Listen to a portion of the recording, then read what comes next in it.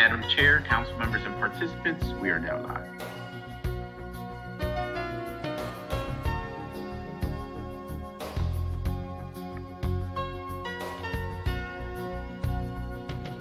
Thank you.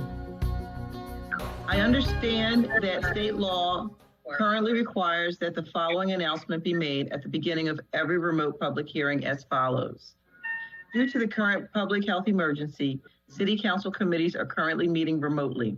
We are using Microsoft Teams to make these remote hearings possible.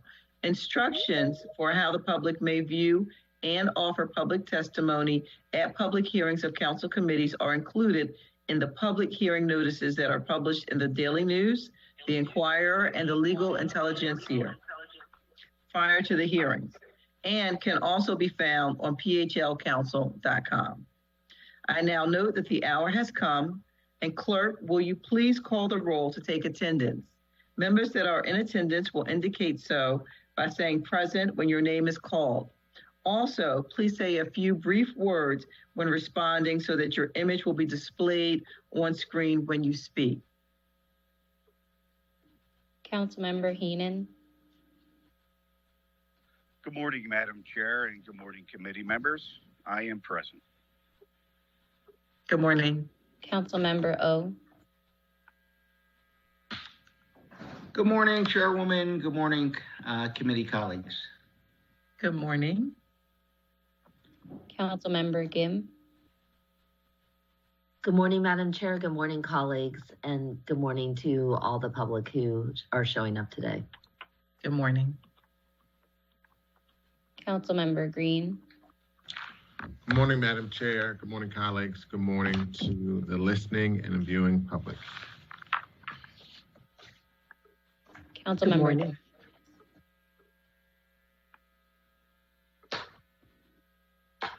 Councilmember Thomas.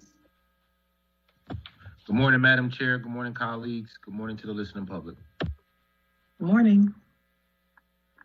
And Councilmember Brooks.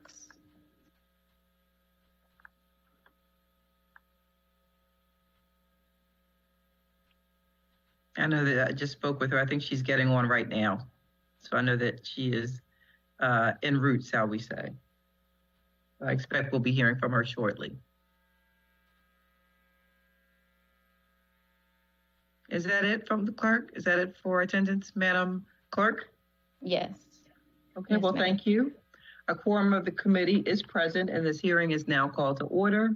This is the public hearing of the Committee on Public Health and Human Services regarding bill number 200425. And clerk, will you please read the title of the bill being considered today? Bill number 200425, amending Title VI of the Philadelphia Code entitled Health Code by creating a new chapter 6-1300 entitled Healthy Outdoor Public Spaces to promote a healthy environment that protects the public from the risks of toxic herbicides by prohibiting their use on all city-owned or used public grounds, including but not limited to parks, trails, recreation centers, and playgrounds, establishing reporting requirements, establishing a private right of action, all under certain terms and conditions. Thank you. Before we begin to hear testimony from the witnesses we have for today, everyone who has been invited to the meeting to testify should be aware that this public hearing is being recorded. Because the hearing is public, participants and viewers have no reasonable expectation of privacy. By continuing to be in the meeting, you are consenting to being recorded. Additionally, prior to recognizing members for the questions or comments they have for witnesses, I will note for the record at this time that we will use the chat feature available in Microsoft Teams to allow members to signify that they wish to be recognized. In order to comply with the Sunshine Act, the chat feature must only be used for that purpose. Clerk, will you please call the first panel or witnesses that we have to testify this morning? Commissioner Catherine Ottlavel and Director of Natural Resources, Tom Whitmer. Okay. And before they begin with their testimony, I would like to make a statement as the bill sponsor, and also I would like to invite my colleagues if they have a statement before the hearing proceeds. if they would like to make a statement, that we would do so at this time. In 2018, Monsanto, a company that makes glyphosate-based pesticides, gave a school groundskeeper non-Hodgkin's lymphoma. In a later case, they were ordered to pay up to a $2 billion lawsuit for giving a couple cancer. Toxic pesticides have consistently proven to be a major health risk, yet Philadelphia continues to allow the use of these harmful chemicals on our public spaces, the same spaces where our children play and families gather.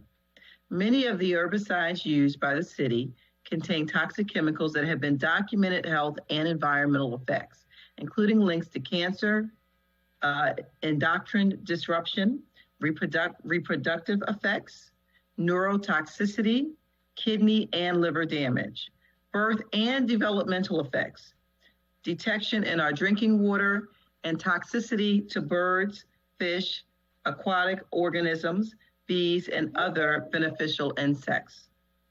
Every Philadelphian is entitled to clean air, water, soil, and food.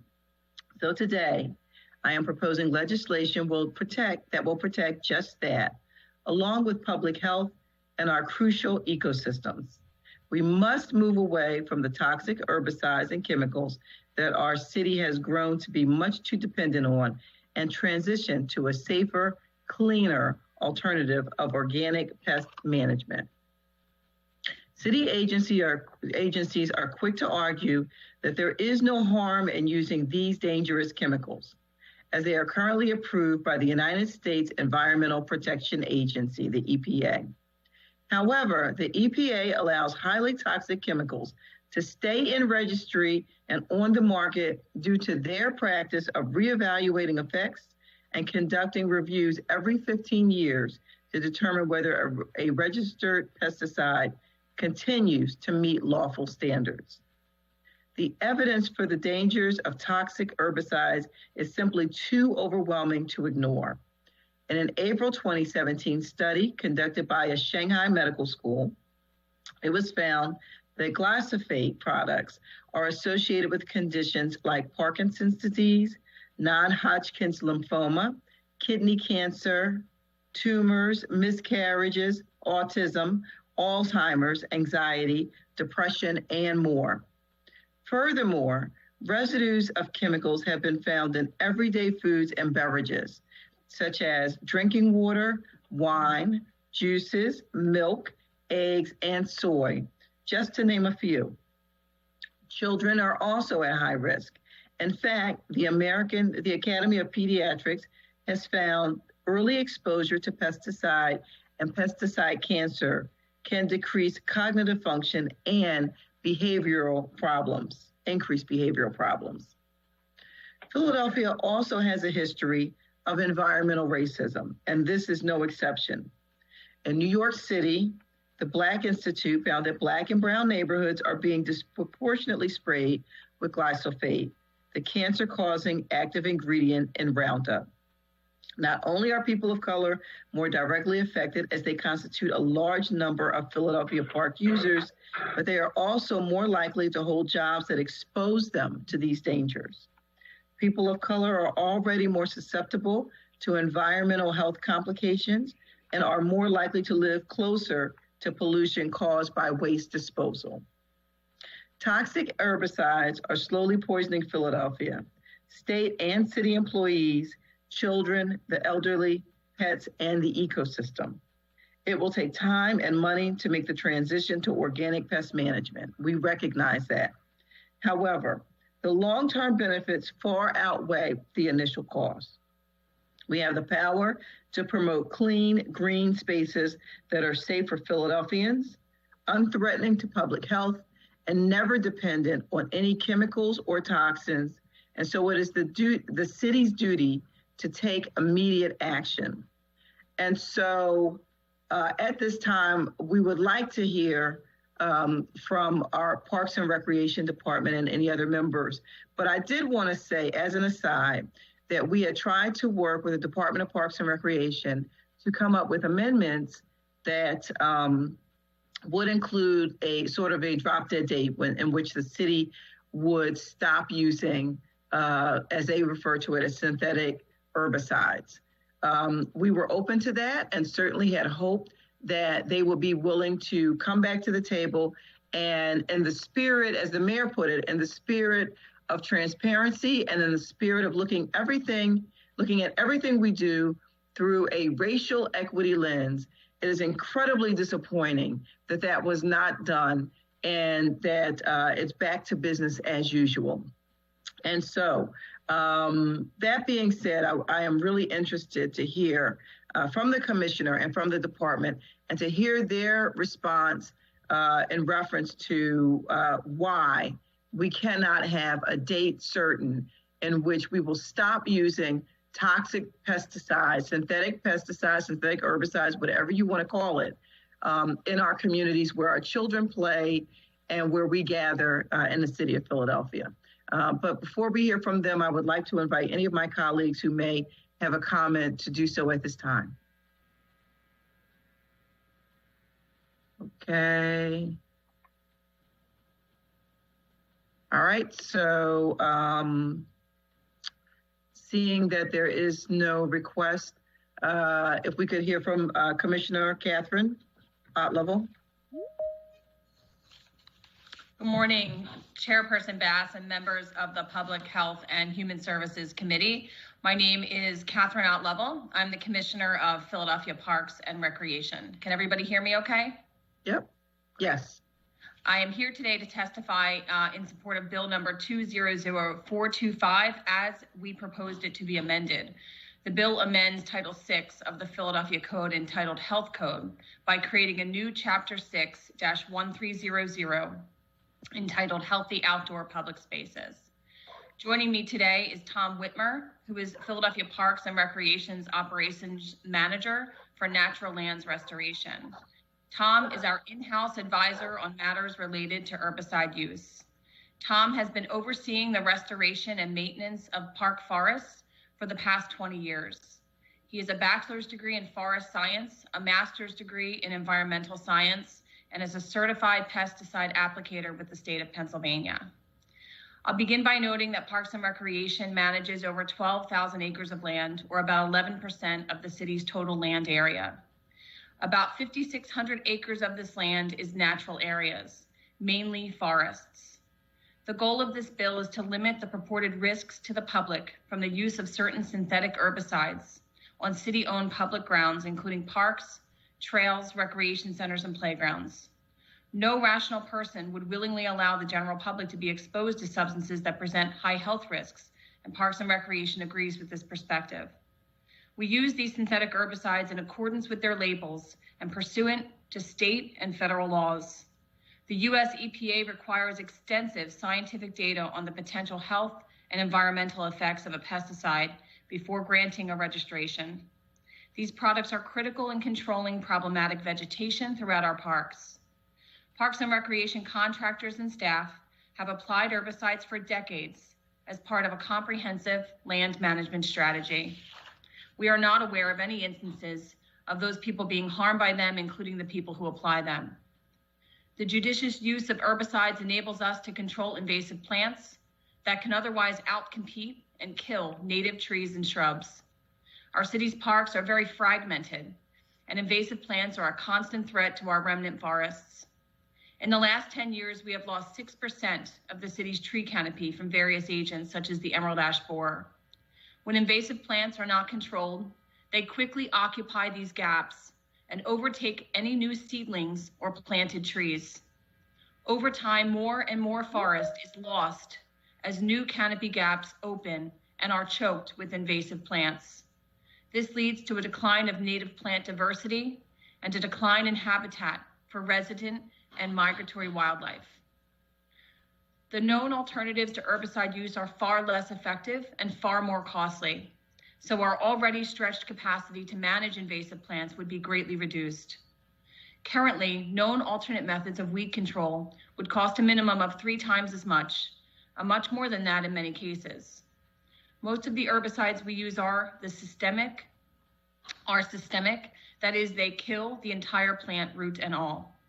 Other methods leave the root intact, so weeds simply resprout from live roots, creating a need to return again and again to control the same weeds rather than expand into new areas. Our staff has spent many years restoring and maintaining park natural areas that were previously overrun with invasive vegetation. We have controlled the invasive vegetation with multiple methods: mechanical, cultural, and biological, as well as with herbicides. We are dedicated to preserving those restored areas and reclaiming new ones. Stopping the total use of herbicides would also have a profound implication for certain park spaces, including highly visible areas such as the Benjamin Franklin Parkway, Love Park, and many others. Targeted low-volume applications are made at these sites to keep them well maintained. Golf courses are another park feature that rely on herbicides to keep their courses playable. Without timely applications of appropriate herbicides, these sites would quickly become unplayable. In an attempt to reach a compromise, we have been working with Chairperson Bass and her staff to refine this bill. We have proposed a number of amendments, particularly 3 key ones, which would make the bill acceptable to Philadelphia Parks and Recreation. I want to note that our proposed amendments that we worked on with the sponsor are different from what is being proposed now, which we are just seeing this morning. Our proposed amendments were as follows. Number 1, Parks and Recreation will commit to discontinue all synthetic herbicide applications within 50 feet of all play equipment on Parks and Recreation properties citywide. Number 2, Parks and Recreation will commit to post signage prominently, providing notice in advance of applications of synthetic herbicides, including the date application will be occurring, a contact phone number for any questions. These signs will remain posted until the applied herbicide has dried. And number 3, Parks and Recreation will institute a pilot program on selected sites to test the efficacy of organic pest management products over a period of 2 years, resulting in the compilation of a summary report on the use of organic pest management products, which includes conclusions on the cost and effectiveness as compared to the use of conventional herbicides. In addition, our department has agreed to a robust and ongoing report and record-keeping process for all herbicide applications. Such reporting will be made at least annually to City Council and to the general public on the city's website, and will include herbicide applications by staff, our contractors, and their subcontractors. This report will contain a host of details about the types and names of herbicides used, methods of use, locations, square footage amounts, names of persons and companies applying the herbicides, and other key information. Most importantly, Parks and Recreation has agreed to set up a pilot study on the effectiveness and costs associated with organic-only treatments. It has been mutually agreed that this pilot program will take 2 years to complete after the initial effective date of this bill. Thus, we are prepared to evaluate and report on the value, expense, and effectiveness of the Organic Management Practices Pilot Program no later than December 31st, 2023. We will present and review these findings in a public forum. We firmly believe that we are meeting both our obligation to best practices to adequately maintain thousands of acres of land within a severely constrained budget, while also experimenting with organic practices on some designated park lands. The purpose and value of a pilot program is to objectively evaluate the cost, the time, the effectiveness, and applicator safety of organic products compared to products currently used. We accept this challenge to explore new organic products and practices. We have set up a reasonable and rational basis to explore the end results of that challenge. We will share those results in an open and transparent manner with this group and all interested citizens. We will utilize those results to make further timely decisions about organics and their uses. We ask only for the reasonable and equitable opportunity to productively use the pilot program timeframe to evaluate further decisions and further scientific information that may be forthcoming in the next 2 to 3 years. Together, through this pilot program, we will iteratively and critically evaluate what ultimately constitutes best practices for the proper ongoing maintenance of over 12,000 acres of city park lands. We need to be mindful of the value of experiential results, our own park stewardship demands, and our budgetary constraints. Thank you for the opportunity to testify on this bill as it is proposed to be amended. I will be happy to answer any questions you may have. Thank you for your testimony. I do have a question, and I know Councilman David O also has a question. I want to acknowledge that Councilwoman Kendra Brooks is present as well. Commissioner, was there someone else from your team that was going to testify alongside you, or you were giving the, looks like you're the entirety of panel one? Yes. Is that correct? Yes, Tom Whitmer is on the line and available for any questions that we might have. He is our subject matter expert. Okay, all right, thank you very much. So let's get into the questions then. So I have a number of questions and concerns. Just wanted to review your amendments that Parks and Recreation did offer to us and what some of the issues are that we had with these amendments. The first is that there was a 50-foot rule of not spraying within 50 feet of play equipment. And I guess in a perfect world where children don't veer off and go into grass and go into other areas, then that will probably be okay. But that's just not the way the universe works. And so the idea of not spraying within 50 feet of playground equipment, I think that it sounds nice, but it really is something that won't make, be impactful in any way, shape, or form, because we know that children, adults, dogs, animals, everything will go around that 50-foot perimeter. They will be in the grass. And so saying that we're just not going to spray on play equipment, to me, is just really a red herring, if you will, because it really doesn't address what it is that we're trying to do and make sure that we're not spraying, period. The second thing I wanted to just touch on is the signage in advance of the spray, which I think is still in the amendments that we're offering today. And so we do agree that signage, public notice, public acknowledgement, that there is going to be a spraying of a toxic chemical that people in the community have a right and deserve to know. So that's still in the amendments that we're offering. And the third thing I just wanted to touch on was the pilot program, which really feels like a bridge to nowhere. So this pilot program would be, conducted over a 2 or 3 year period, and then there would be reporting out. But what we asked from the department was that you would find a way to have some urgency around this issue.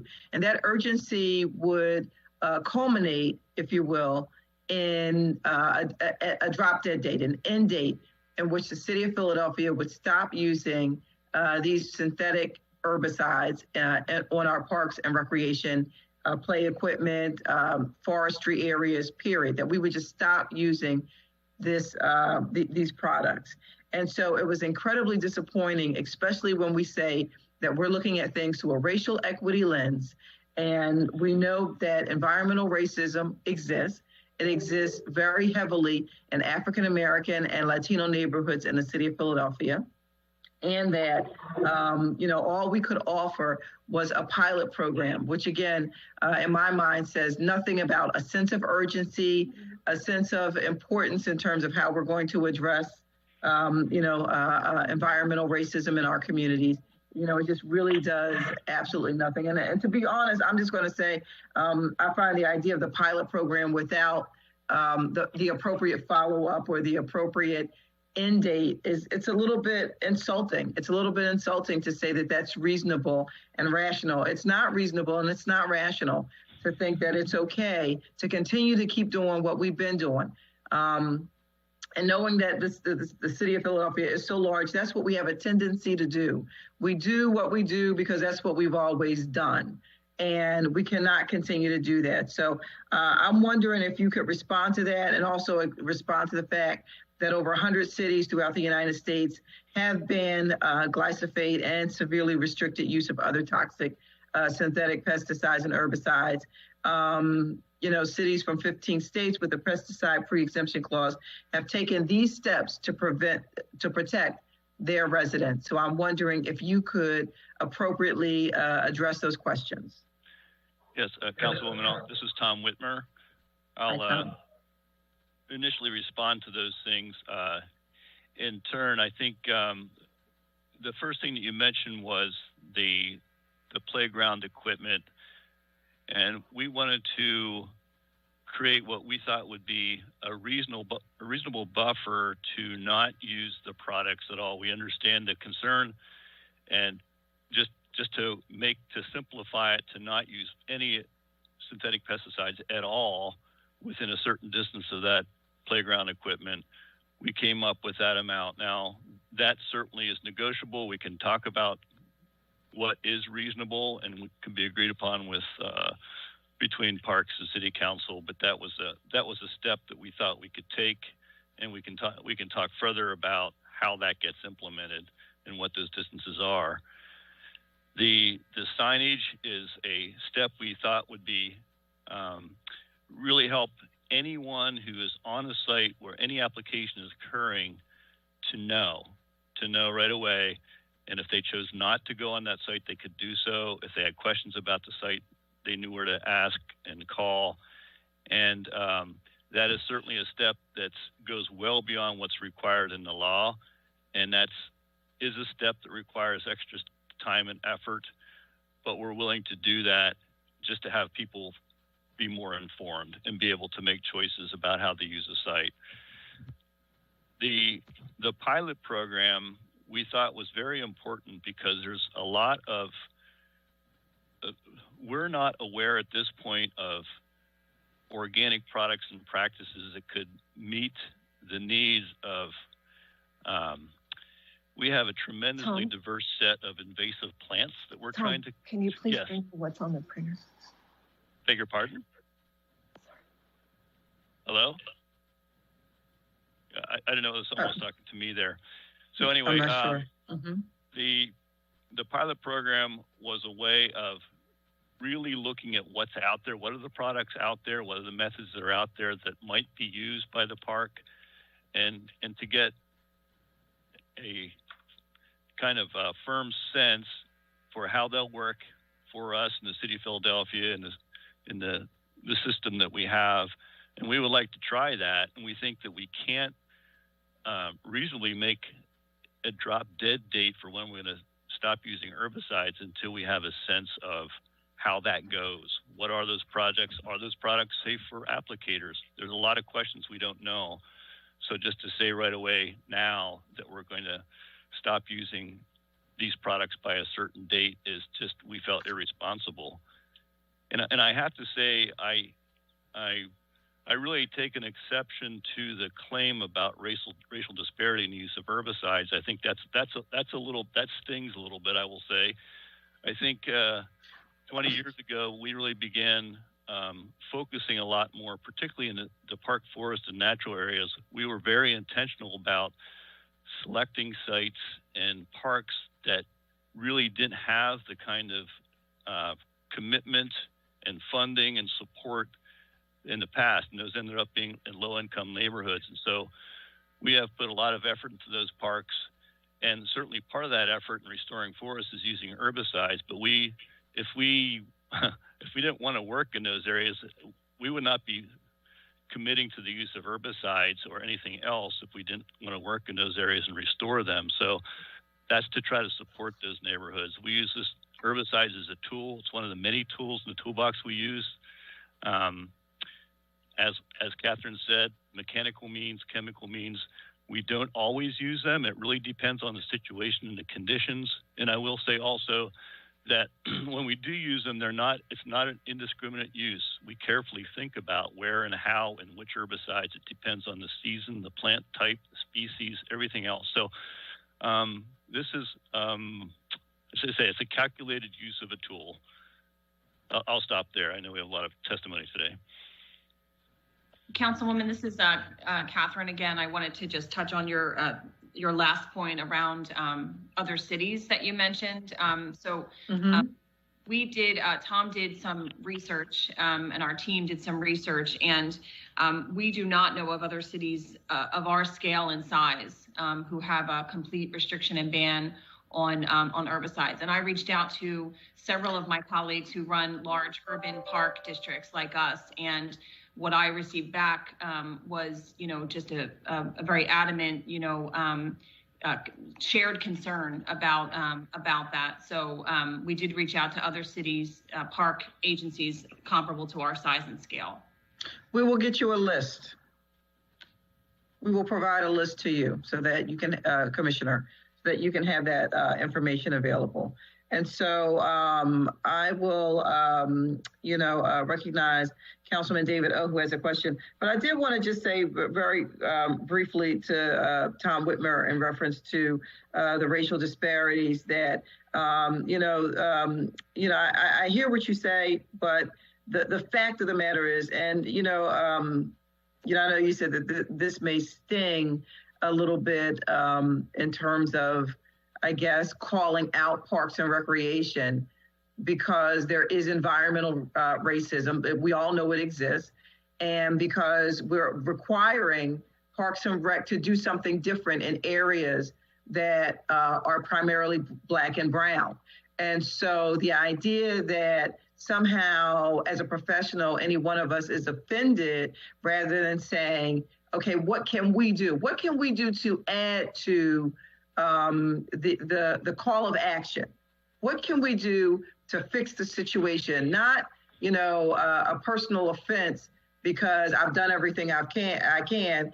Well, maybe in your mind you have, but what this hearing is all about, what this bill is all about, what we're talking about is the idea that we can do more. We all believe that we can do more, that we should be doing more, and that whatever we can do, whatever we can put on the table, then let's put all of our cards on the table and see what we come up with.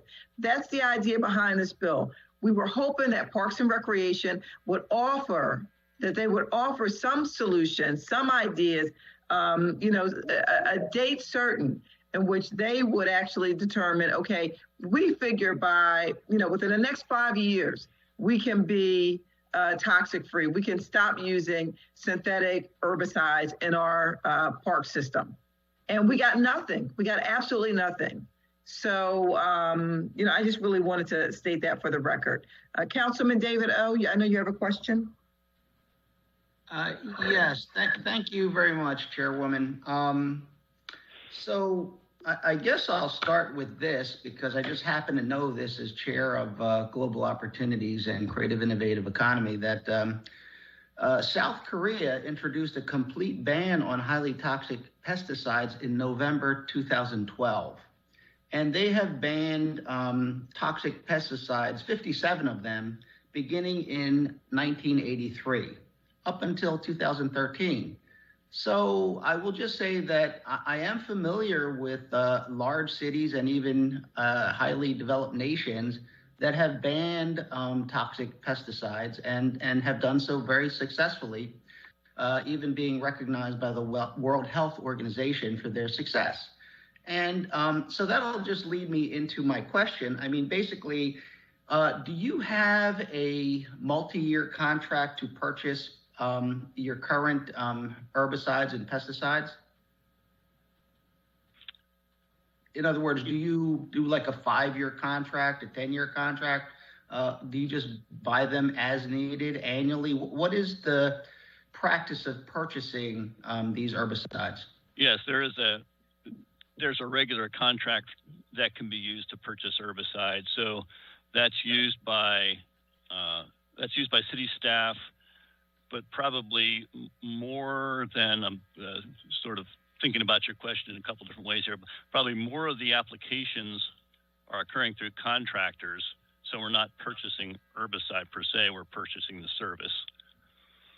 So you purchase this, so you do not purchase the herbicide, you don't store them. We do purchase some. But a lot of it, you're saying, is when you hire a contractor, they use the herbicides that is in question at this time. Is that correct? That's correct. They use the herbicide appropriate for the task they're going to do. The pilot program would, if I heard this correctly, end with a report to City Council, to this committee in 2023. Is that correct? Correct. So that would be the end of the mayor's term. I think we will probably be in a re-election cycle at that point in time.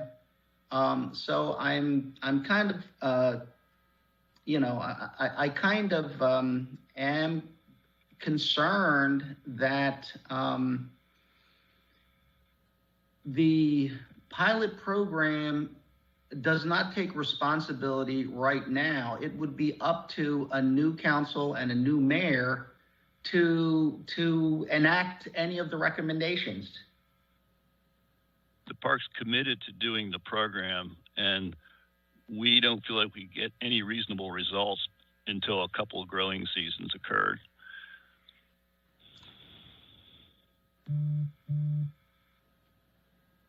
In terms of budgeting, the budget is presented to council from the administration. And that's a matter of priority of what the administration believes is important to fund. And while there is disagreement on this, I will say that I personally did not feel that we were told the amounts of money that were available in this budget. And I personally believe, after looking at the budget and studying it and doing this for several years, budget analysis, that there's a significant amount of money in the budget. If it is a matter of funding and there is not funding available for you to do this, it appears that council will have to pass legislation to basically force the hand of the city to address this issue.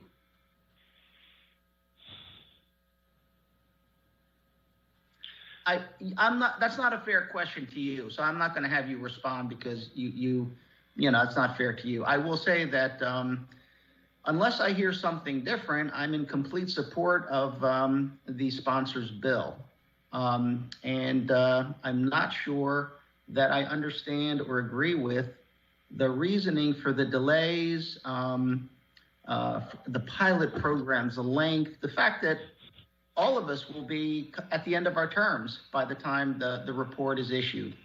Madam Chair, I have no other questions. Thank you, Councilman. I do want to recognize that Councilwoman Jamie Gauthier is present. Did the Commissioner or Tom Whitmer want to respond to Councilman O? Do you have a response or? Well, just regarding the funding question, I think, you know, certainly that's part of the equation here, isn't it? If we were to achieve the same results, in order to achieve the same results in terms of maintaining natural areas and other places, we would have to be paying a great deal more, and whether we could even find the people to do all that work, even if we could afford to pay for it, we're already stretched in doing what we can do. We're already beyond what we can maintain, and so to further stretch this and to use products that are less effective and cost much more, it's hard to see how that can work. I mean, if a budget can be changed that much to allow for it, then maybe there's room for discussion. But I think this is all part of the need to test what really works, what doesn't, how much does it cost, how effective it is. So we just felt that that's the most rational path forward. And Councilman, if I could also, this is Catherine, if I could also address it. Another reason for coming up with the timeline we did to execute, plan and design and execute the pilot program was the contracts for our turf contractor and our landscape contractor, and not our inability to change those contracts at this time. The turf contractor has 2 years left, I believe, on their contract, and I believe the landscape contractor has 3 years left on their contract. So we want to do the pilot program in-house. And then, you know, if that program is successful, then work it into the new contracts as a new way, you know, of managing our natural lands when those contracts expire. Could I respond to that? Certainly. Chairwoman? Okay, Certainly. I'm not arguing with you. I'm just sharing my perspective since I'm about to vote on this. The city has a very large contract and probably multiple contractors, and when the law changes, they either will have to work in the fact that if they want to provide the service, that they will have to meet the requirements of the law, and it affects the price competitiveness, and also the fact that other entities may also begin to follow suit and change the culture of how those contractors apply the herbicides, which ones they use. The ones that are quick will say, hey, listen, we have non-toxic herbicides and we're being competitive. The other thing is that the contract is there, but when the law changes, the contracts adjust to the law. The law does not adjust to the contracts.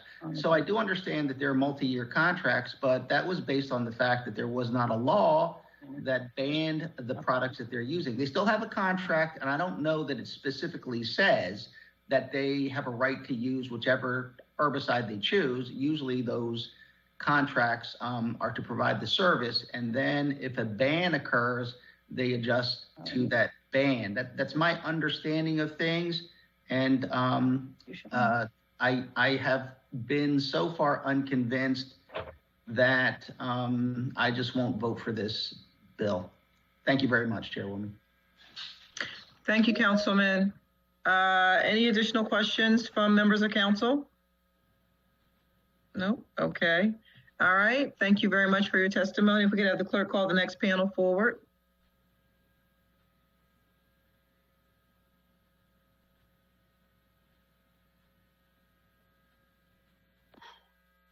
Yes.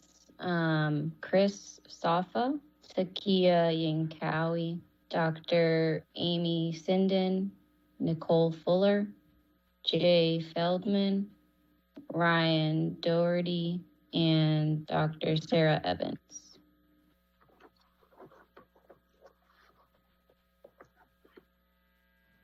Okay.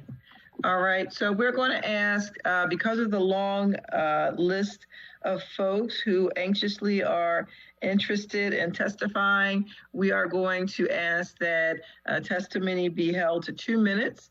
So you'll hear a little alarm go off, and when the alarm goes off, that means that your testimony time is up. So we are limiting the time to 2 minutes because we have an extensive list for this bill. I'm glad to see that there's so much interest. So we're just really trying to get a sense from everyone in terms of what their thoughts are on this particular bill. So why don't we start with Ms. Chris Safa from Toxic Free Philly. Good morning. Thank you very much, Councilmember Bass, for introducing this Healthy Outdoor Public Spaces bill. Thank you. For this opportunity to present to the council team this morning. We have a toxic herbicide crisis here in Philadelphia, and this is something unlike all the other emergencies that you are working on. This will be relatively easy to fix once we set our minds, budgets, and hearts on it. And you may be, well, I'm going to edit because you have to do this quickly, right? You know that Toxic Free Philly is a grassroots volunteer advocacy group. We love our city. We love our park system. We're loyal park supporters. Several of us testified to get a bigger budget for Parks and Rec at the public hearings. And we represent a growing coalition of 21 state, local, and national organizations that endorse the bill. We have a petition, oh look, paper petition of over 2,600 signatures supporting the bill, which you may find on our website. We have provided you with a hard copy of a briefing book, which outlines everything about the bill. It's at a glance, it's kind of easy to read. We hope you have this, and I'm formally submitting the briefing book for the record. And this bill, to wrap up, is all about health and science has to drive the policy, right? The policies can't change by themselves. And we've been told that these herbicides are safe, and now we know that they aren't safe. And in fact, some of them are very dangerous, and we all have been told that they're legal. And you mentioned the EPA, right? And now we all know from experience that just because it's legal doesn't mean it's safe. So thank you for listening to the science. We have medical, legal, and environmental restoration experts here to share with you. And we know there are fiscally sensitive alternatives, and the growing organic land management industry generates 60 billion with a B dollars a year. And this can be a job incubator. It aligns with the mission and goals of Philadelphia. And we also like the idea of mobilizing an army of supporters, which we have, including many of the Park Friends group. We're standing by to help this work. Looks like time's up. Thank you very much. I'll cut it short. I just want to ask one question. How can anyone argue for using our taxpayer dollars to poison our land, our water, and all of us without our permission or knowledge? Thank you very much. Thank you very much for that ending statement, Chris. It's very powerful. Thank you. Our next speaker, Takia Yankowi.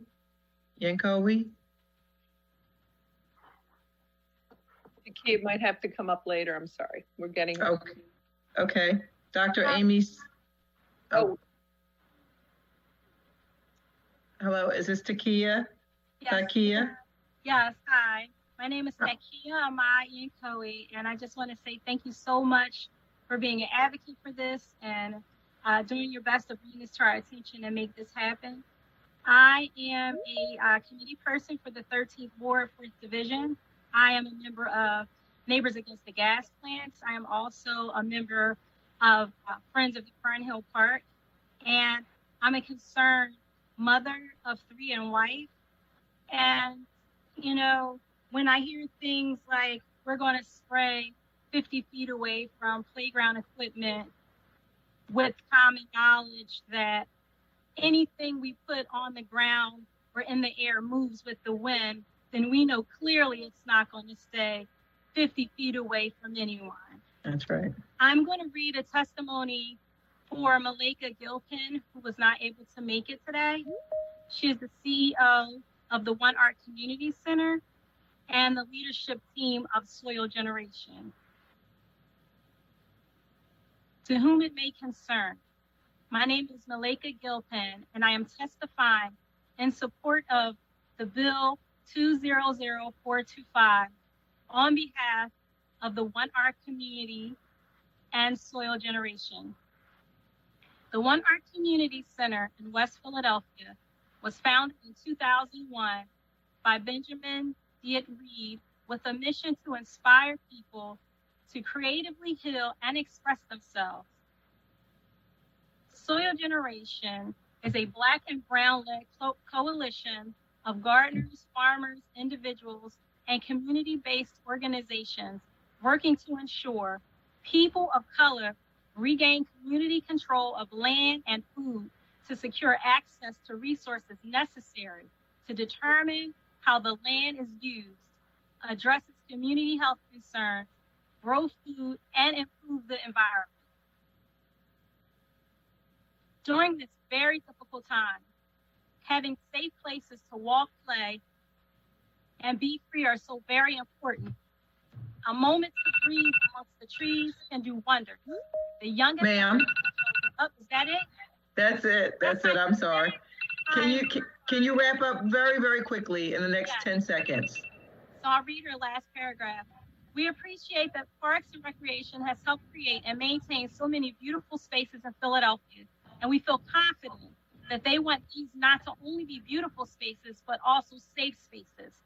There are many creative ways to do this, but the first step is to be willing. So we want to take time to thank you for being willing to be a part of the community's health and safety. On behalf of One Art Community Center and Soil Generation, we are in support of Toxic Free Philadelphia and the herbicide ban 200425. Thank you very much. Thank you for your testimony and for reading that letter. And I do agree that it requires a willingness on all parties for this to be successful. And so, you know, we, again, just going back to the amendments that were offered, you know, having an amendment that showed a end date solid would have been the best outcome, I think, and showed a true willingness to eradicate this issue. So thank you very much for your willingness, Councilwoman Bass. Thank you. Absolutely, absolutely. Our next speaker, Dr. Amy Sinden.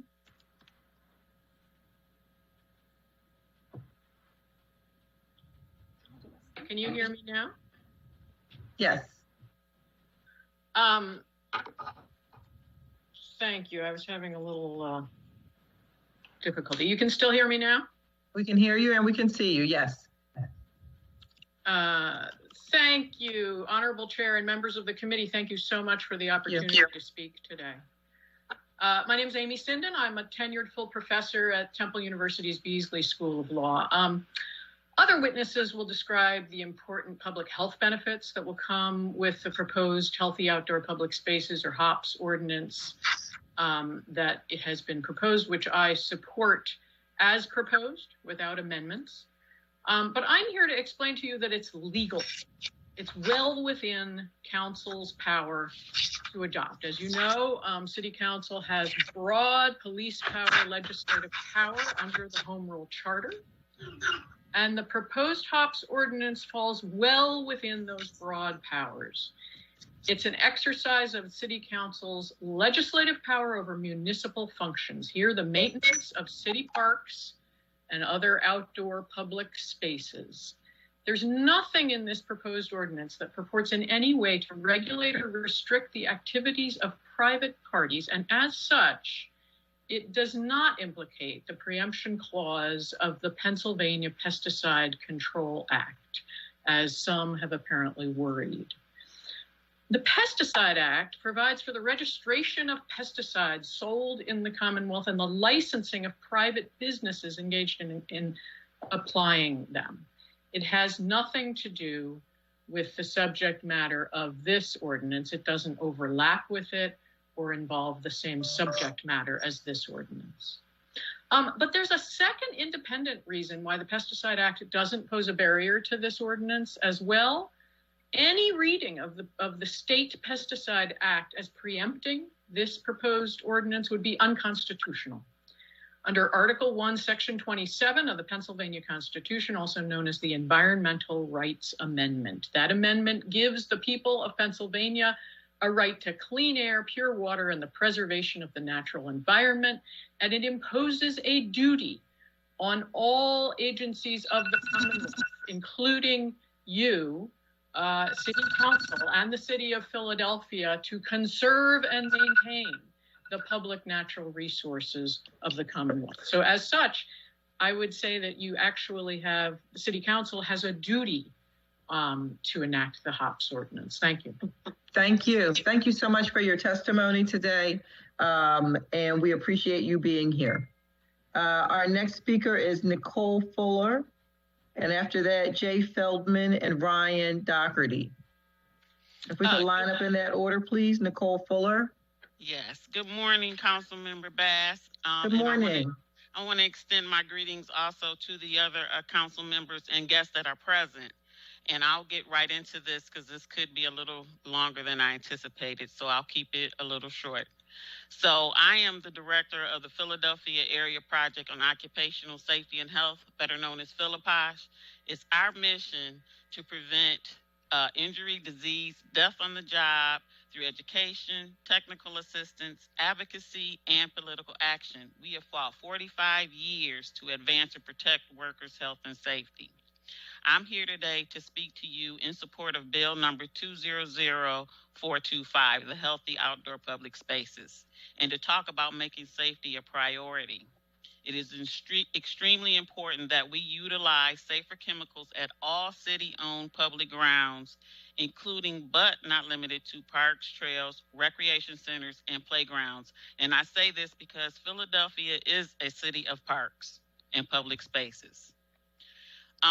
Lawn care chemicals such as fertilizers, pesticides, herbicides can be safe when handled and applied correctly. However, improper handling and application presents risk not only to workers, but to those who live and work near those areas. Immediate injuries from caustic or acidic chemicals include irritation, burns, as well as damage to internal organs. Over time, though, unsafe exposures may create long-term illnesses that are usually not discovered until much time has passed, which creates a problem. American workers use tens of thousands of chemicals every day. While many of these chemicals are suspected of being harmful, only a small number are regulated in the workplace. And someone mentioned earlier, if it is said to be safe or not safe, but legal, does not mean that it is safe. These chemicals can be absorbed into the bloodstream through oral, your skin, or breathing them in. Because these chemicals are used in public spaces, they are hazardous to the community as well as the workers. Lastly, do you want to wrap up in 10 seconds? Yes, yes, I do. Transitioning to safer chemicals in the workplace can also contribute to creating products that are less hazardous for workers, the community, and the environment. This gives the city the opportunity to brand Philadelphia as a new, green, and innovative image. Thank you. Thank you very much. Thank you for your testimony. Jay Feldman, Ryan Doherty, and Dr. Sarah Evans in that order. Good morning, Madam Chair. Good morning. I'm Jay Feldman, Executive Director of Beyond Pesticides, representing our members in Philadelphia and our network as well. I'd like to address some of the points you've already heard this morning from the Parks Departments. Number one, reliance on the U.S. Environmental Protection Agency is not protective of public health. This is an agency that's been dismantled, and underlying statutes have been documented to be unprotective. Our written statement documents the agency's deficiency and the science on hazard. Secondly, you're hearing about the cost of land management if toxic chemicals are restricted. You're hearing about unplayable fields, rights of way, and natural areas. The solution is not a product replacement approach, but a systems change in land management. Number three, this is not a question of notice of toxic chemical use around children and in the community, it's a question of use. Number four, organic systems management is not new. It builds soil systems, nurtures the natural cycling of nutrients and the elimination of synthetic toxic chemicals with a reduction in cost over time. We stand ready to bring the technical skills to Philadelphia at no cost to the city. Five, you will hear today from the chemical industry and chemical landscape industry interests that have a vested financial interest in selling chemicals. So of course they don't want to see cities like Philadelphia shift away from their products. Racial inequities. We have already seen the disproportionate effect of COVID with higher rates of disease among people of color in proportion to their percentage of the population. To make matters worse, these pesticides we're talking about today that are used in turf management exacerbate the underlying conditions that increase the vulnerability to COVID, exacerbating respiratory, neurological, and immunological illness. You know, we support the bill and we appreciate, Madam Chair, your leadership on this, but we're urging the committee to amend this legislation by embracing a comprehensive approach that ensures those at greatest risk from pesticide exposure, people of color, that we eliminate the use of toxic weed killers. That's important, but we have to take a more comprehensive approach. To that end, we are proposing amendments, which you have in our written statement. And these amendments would, one, broaden the lawn and landscape management to include all pesticides. Number two, prohibit synthetic fertilizers. That's needed as part of an organic system. And finally, three, establish a pest management review committee with authority to issue waivers only for situations where public health is at issue or ecological balance is threatened by invasive species. Thank you again for your leadership. Thank you for your testimony, and we will take a look at those amendments. Thank you very much. Thank you. Before, if we don't get a chance to incorporate and evaluate them today, then they will be evaluated before final passage when there is another opportunity to amend. So, okay. Thank you, Madam Chair. Thank you. Ryan Doherty. Good morning, Madam Chair. Thank you for having us. My name is Ryan Doherty, and I'm a community organizer with the Black Institute, and I'm here on behalf of our president and founder, Miss Bertha Lewis, who's actually originally from the great city of Philadelphia. So once again, thank you for having us. Thank you. Yeah, the Black Institute, a grassroots think tank dedicated to serving and advocating for minorities in New York and across the diaspora, supports this bill as introduced without amendments. Since our conception a decade ago, the Black Institute has been on the forefront of the fight for environmental justice on behalf of minority communities. And 10 years later, environmental justice has really become the new buzzword in politics and a pretty popular talking point for policymakers, particularly in New York City and Philadelphia. And while our elected officials have started a dialogue about the importance of preserving our environment and protecting our community, our communities of color continue to be left out of the conversation. People of color in low-income neighborhoods irrefutably bear the brunt of poor environmental policy and suffer from environmental racism, including the use of pesticides in public parks. And our research, as you cited earlier, into the distribution of pesticides in New York City showed that our Parks Department sprayed over 228 gallons of Roundup, which include glyphosate, across public land in 2018 alone. And as you mentioned earlier, the use of glyphosate has been directly linked to severe kidney damage, non-Hodgkin's lymphoma, lung cancer, pediatric cancers, birth defects. The list goes on. And communities of color, particularly young children that rely on these public spaces and these parks for their recreation, are disproportionately affected by the use of these toxic chemicals and pesticides. There really needs to be a sense of urgency in realizing that by not supporting this bill, our policymakers and our parks departments are really putting our children at risk of being exposed to harmful chemicals continually. And it is very clear that environmental racism is not unique to New York City, and it is alive and well in Philadelphia as well. And I've included a copy of the Black Institute's report entitled Poison Parks, which was released earlier this year, which provides evidence and analysis that environmental racism surrounding the use of pesticides in public spaces and should be used as a template for how policymakers need to approach this issue moving forward. I urge the committee to recognize the research, support the prohibition of the use of toxic pesticides in public spaces, protect our future generations, and give our communities of color a fighting chance. It is imperative that you pass this bill and create a toxic-free code. Thank you. Thank you, Ryan. Thank you for your testimony. Thank you. Dr. Sarah Evans is up next. Hi. Yep. Hello, Can you hear Dr. me? Evans. Yes, we can hear you. Thank you so much for having me, and thank you, Councilmember Bass, for introducing this really important bill. I'm an assistant professor of environmental medicine and public health at the Icahn School of Medicine at Mount Sinai. I do research on the effect of early life exposures to toxic chemicals on brain development.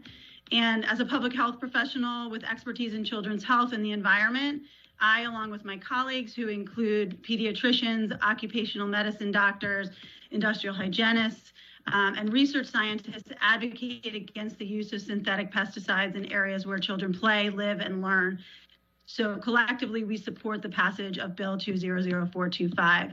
I've submitted written testimony, which includes references to over 40 scientific studies, which have shown the harms of toxic pesticide exposure on children. That's just a small sampling of those studies.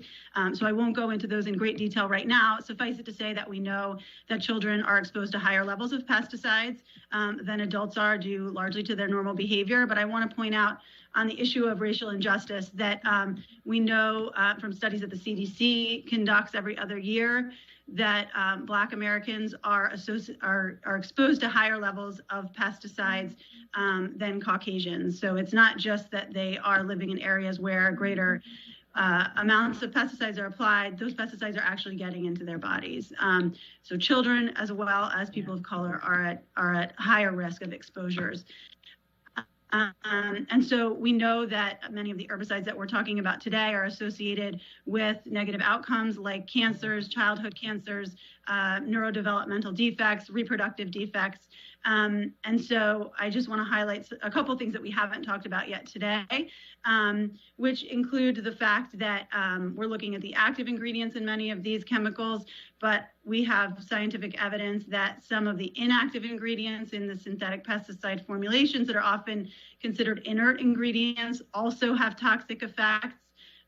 So we know, for example, that the synergist piperenyl butoxide is associated with increased risk of respiratory problems and neurodevelopmental problems in children. So that's in addition to the glyphosate or 2,4-D in many herbicides.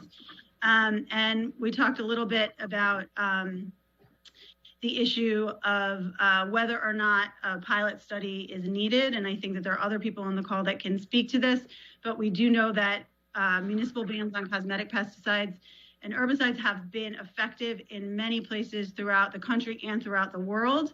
A municipal ban on herbicides in Ontario resulted in an 80% reduction in levels of the 3 most common pesticides in urban streams. And the US EPA ban on residential use of chlorpyrifos, neurotoxic organophosphate insecticide, resulted in a 10-fold reduction in maternal and umbilical cord blood levels in New York City residents. So just highlighting the impact on public health that such a ban as you're proposing can have. And I'll leave it at that, but suffice it to say that the environmental pediatric community supports the implementation of this bill as it is without amendment.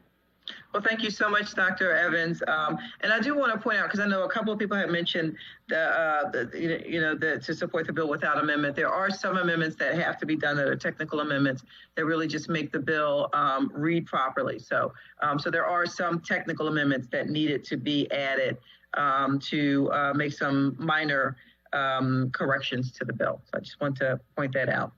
But thank you again, Dr. Evans. If we could have the clerk call the third panel.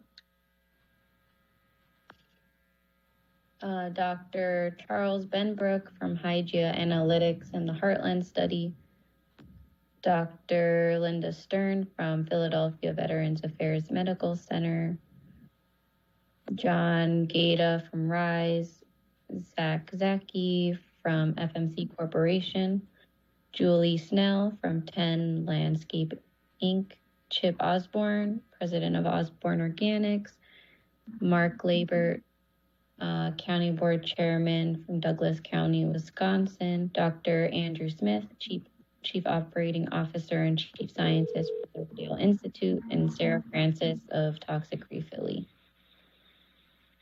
Okay, thank you very much, Madam Clerk. And if we could start with Dr. Charles Benbrook. I'm sorry? Is this Dr. Charles Ben? Hello, how are you? Dr. Benbrook? Ma'am, do you hear me now? I hear you now. Well, okay, if you could state your name for the record and proceed with your testimony. Sure. Dr. Charles Benbrook. I'm honored to have a chance to share some thoughts with you. I draw in my comments on the experience I've had over the last 4 years serving as an expert witness in the litigation involving exposures to Roundup herbicides and non-Hodgkin's lymphoma. As many of you may have read, Bayer has recently entered into approximately $10 billion settlement of approximately 75,000 cases of non-Hodgkin's lymphoma that allegedly have been triggered or made worse by use of an exposure to Roundup, which is widely regarded as one of the least toxic herbicides on the market. As a public body, you have to take into account the economic implications and costs of what you do. And from my experience studying alternative ways to control pests and weeds over a long career, I can say without hesitation that farmers and cities and jurisdictions that put the time and effort into learning how to use largely non-chemical methods become effective and bring about acceptable levels of control at no higher and often over time lower costs. And this is, I think, something you need to take into account, because overall the cost of chemical-based control is going up for farmers, jurisdictions, and homeowners, but the costs of mostly non-chemical methods are going down. And really, the choice that the city of Philadelphia faces is: do you want to expend a significant share of your Parks and Rec budget on pesticides and their application and their handling and training and safety and worker compensation and the other direct and indirect costs that are associated with largely chemical-based pest management systems? Or do you want to invest in people, more labor-intensive methods, non-chemical methods that requires skill and knowledge to work best. And I think as that transition progresses, the city of Philadelphia will find that pest management issues just fade off of the agenda. This has certainly happened up and down the West Coast, where cities, counties, states have taken systematic, prudent efforts to shift the reliance from chemicals to preventive systems. Just let me highlight a few of the Doctor, I do apologize, but we gave everyone 2 minutes. Your 2 minutes. I do apologize. But if you want to provide the rest of your testimony in writing, we'd be happy to make sure that everyone on the committee receives it. So thank you very much. Okay. If we could have the next person who is here to testify, Dr. Linda Stern. Yes, I am here. You can hear me? Can hear you well. Okay. I'm going to talk fast, but thank you for giving me the opportunity today to present. Thank you for being here. Yes. I'm from Toxic Free Philly, organization of concerned citizens, and we include medical, legal, environmental professionals. I strongly support the passage of Bill 200-425. Most of my medical career was at the Philadelphia Veterans Affairs Medical Center. I know what herbicides do to human beings.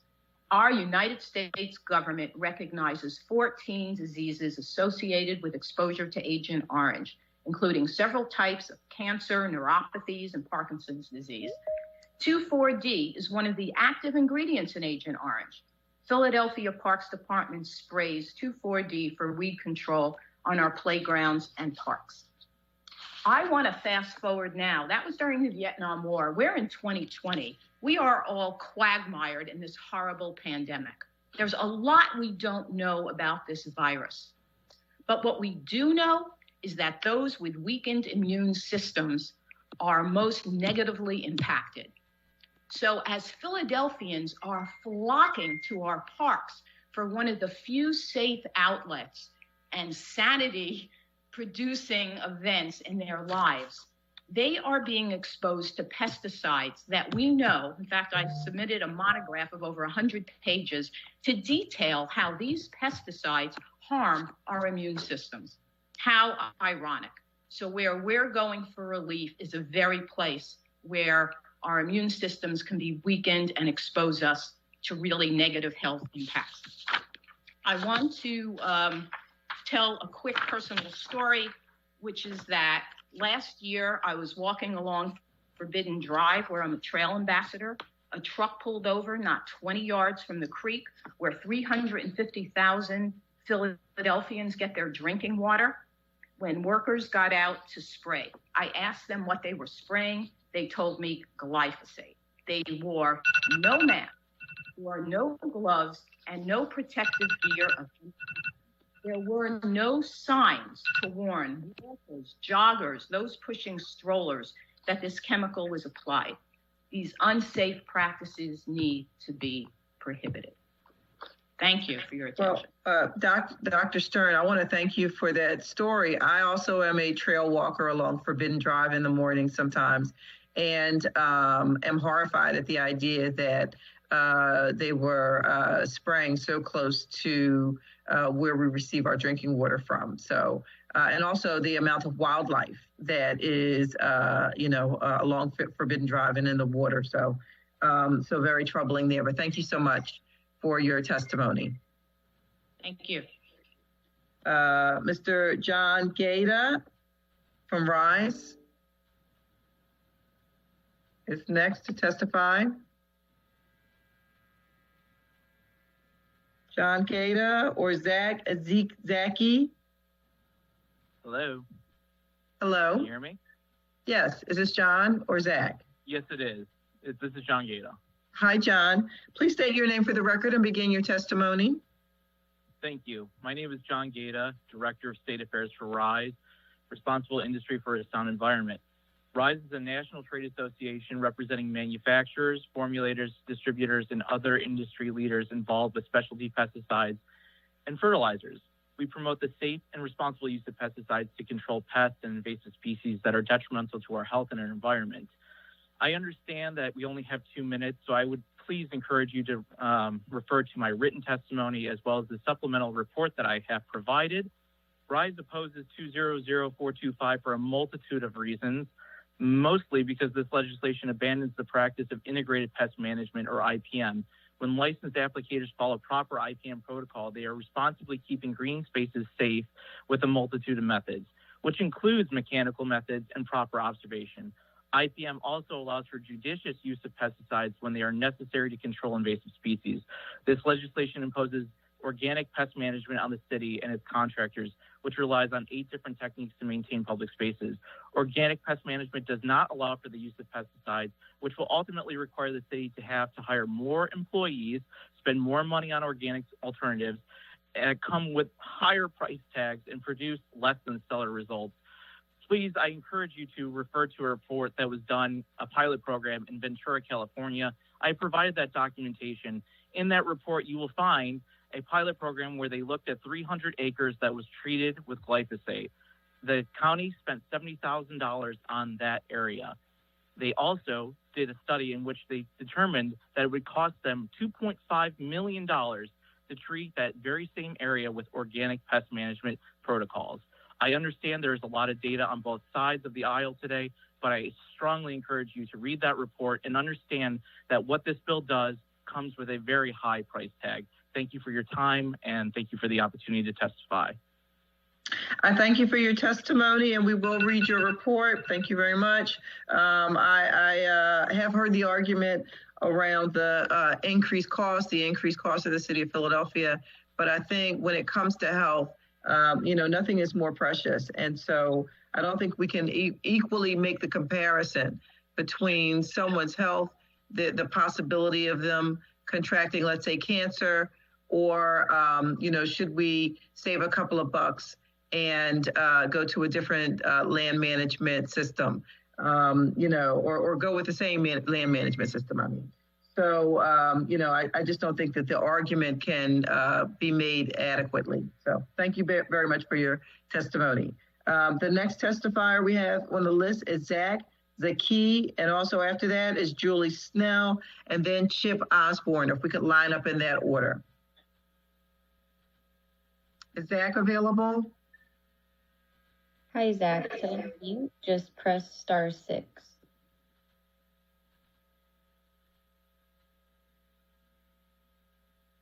Is Zach available? Zach? Okay, we're going to come. Oh, we can hear you now. We can hear you now. All right. Okay, please state your name for the record and begin your testimony. Yeah, good morning, Chairwoman Bass and members of the committee. My name is Zach Zaki, and I'm the Director of Global Specialty Solutions at FMC Corporation. Along with my wife and 4-year-old son, we have called Philadelphia home for 7 years and frequently take advantage of the numerous city parks and other green spaces in Philadelphia. Thank you for the opportunity to testify today in opposition to the City of Philadelphia Proposed Ordinance 200425. FMC is proud to call Philadelphia home to our global headquarters. We employ approximately 650 people in Philadelphia. Additionally, our Global Research and Development Center is headquartered just a few miles south in Newark, Delaware.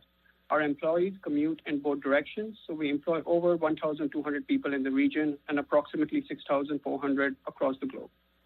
Today, society is facing monumental challenges. At FMC, we recognize that we are part of an essential community committed to supporting farmers, consumers, homeowners, and communities in the critical role of providing food to help nourish people and green spaces essential to healthy city and urban living. The Environmental Protection Agency and U.S. Department of Agriculture and the Food and Drug Administration work with state regulatory bodies to help safeguard crops, the environment, and the health of American people. There is significant and broad review, approval, and oversight of the use of pesticides in the U.S. The Federal Insecticide, Fungicide, and Rodenticide Act provides the federal regulation of pesticide distribution, sale, and use. In addition, after approval by EPA, we have to get state approval as well, where approval from the Pennsylvania Department of Agriculture has to be obtained before we use the product anywhere in the Commonwealth. Under established state law and statute, The Pennsylvania Department of Agriculture regulates the use of pesticides. The Bureau of Plant Industry is responsible for establishing the lawful and safe use of those approved pesticides in the Commonwealth. We work closely with the state to support safe, responsible use of pesticides. We have confidence in the career scientists and subject matter experts leading the process. The state encourages and we support an integrated approach to pest and landscape management. Can we get you to wrap up in the next 10 seconds, sir? Yes, I can. As a member of this community, I can confidently say that FMC is committed to enriching the communities where we work and live. I continue to implore you to take this information into consideration, and thank you for the opportunity to testify here today. Thank you for your testimony. And if we could have Julie Snell, Chip Osborne, and then Mark Liebert line up in that order, please. Hello. Hello. Please state your name for the record and then begin your testimony. Thank you. I'm Julie Snell. I'm a landscape architect, principal at 10th Landscape, Inc. Also an owner of Redbud Native Plant Nursery. I'm a certified arborist. I'm an instructor at Temple University, and I serve on the board of trustees for the Ecological Landscape Alliance. I also worked at PHS, the Pennsylvania Horticultural Society, for 14 years, where we helped establish organic practices for PHS managed projects. I'm here today in support of this mandate because it will drive positive change for land management in Philadelphia. This action is critical for the health of public landscapes and citizens, as well as further establishing Philadelphia as an environmental leader in keeping with the established visionary stormwater management policy, Green City Clean Waters, and on par with the Office of Sustainability's GreenWorks plan.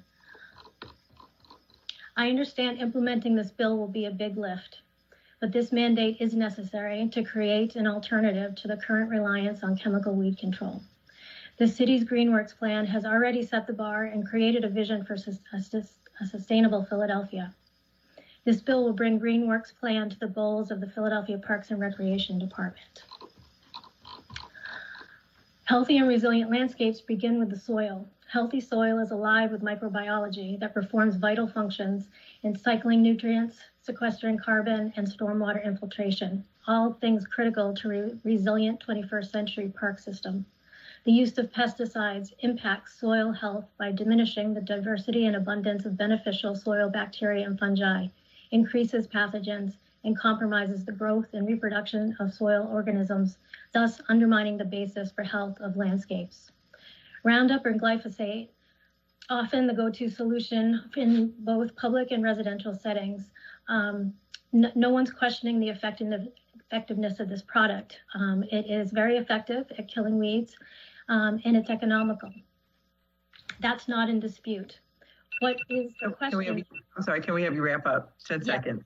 Thank you. How do we know the negative impacts? The question becomes, what do we value? I support the passage of the bill, and I support a sustainable approach to landscape management in Philadelphia's public land. Thank you. Thank you very much for your testimony. We greatly appreciate it. And next up, we have Chip Osborne, Mark Liebert, Dr. Andrew Smith, and then Sarah Francis, and that will conclude this panel. In that order, is Chip Osborne available? Yes, I am. Okay. Good morning. Please state your name for the record and proceed. Madam Chair and members of the Committee on Health and Human Services. My name is Chip Osborne. I am the president of Osborne Organics. Thank you for the opportunity to address you regarding Bill 200425. I strongly support passage of this bill. I am a professional horticulturist with 48 years experience in the green industry. I have been involved in the organic industry for the past 23 years. I am conventionally trained and spent 25 years as a chemical applicator in nursery, greenhouse, and horticultural production. 23 years ago, I shifted my focus from chemical intensive management to natural organic strategies. At that time, I expanded my area of expertise to include turf and landscape management. I am a 20-year elected member and chairman of the Town of Marblehead, Massachusetts Recreation and Park Commission. I am a hands-on consultant that works with and teaches school districts, municipalities, corporate campuses, universities, and the federal government in developing organic transitional programs for turf and the landscape. We've been taught to repeatedly treat symptoms as opposed to focusing on solving a problem. An insect, weed, or disease is a symptom of an underlying problem. If we learn to manage the landscape and solve those underlying problems, the need for chemical treatment disappears. A chemical-free approach does not focus on a product swap. Rather than reach for a bag, box, or bottle, we learn to manage a horticultural environment as a system. And that system includes what we can see above ground, but most importantly, the microbial life below ground. Once we learn to manage everything together, we experience success. Often we can switch to an organic program and be cost neutral to what is currently being spent. Costs reduce over time. Over and over and over, we have shown cost reductions and quality increases in landscape management. Once an organic system is established and is functioning at a level that meets communicated expectations, the need for product input declines and we experience cost savings. Thank you for the opportunity to address the committee this morning. Thank you so much for your testimony. And I do want to, specifically point out that you said that you went organic 25 years ago. And that, when we put the time in, when we put the effort in, that it is obviously very possible that we can make a change in terms of what we're putting on the ground, what we're putting, in our neighborhoods and in our communities, and the effects that they can have. So I just wanted to reiterate that it obviously can very much be done. Thank you, Mr. Osborne. If we can have Mark Liebert and Dr. Andrew Smith, and then Sarah Francis in that order. Is Mark available? Hi, Mark. If you're in the call, just press, oh, there he is. It's Mark. Mark Liebert.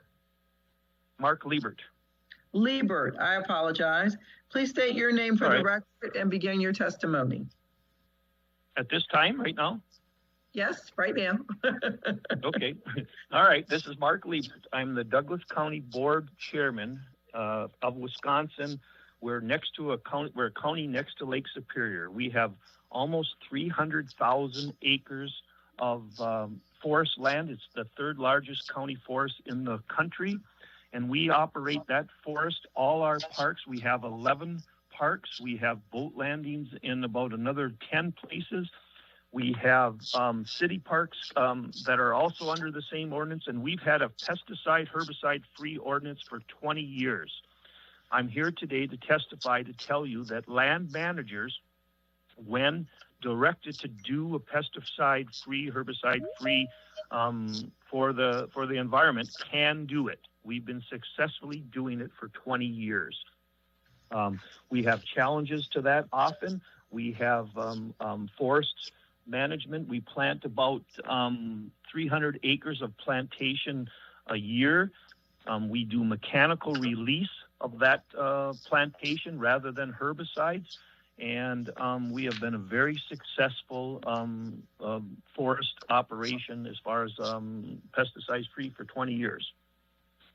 My suggestion to you guys, and the City Superior also, who has many parks, has the third largest municipal forest in the United States.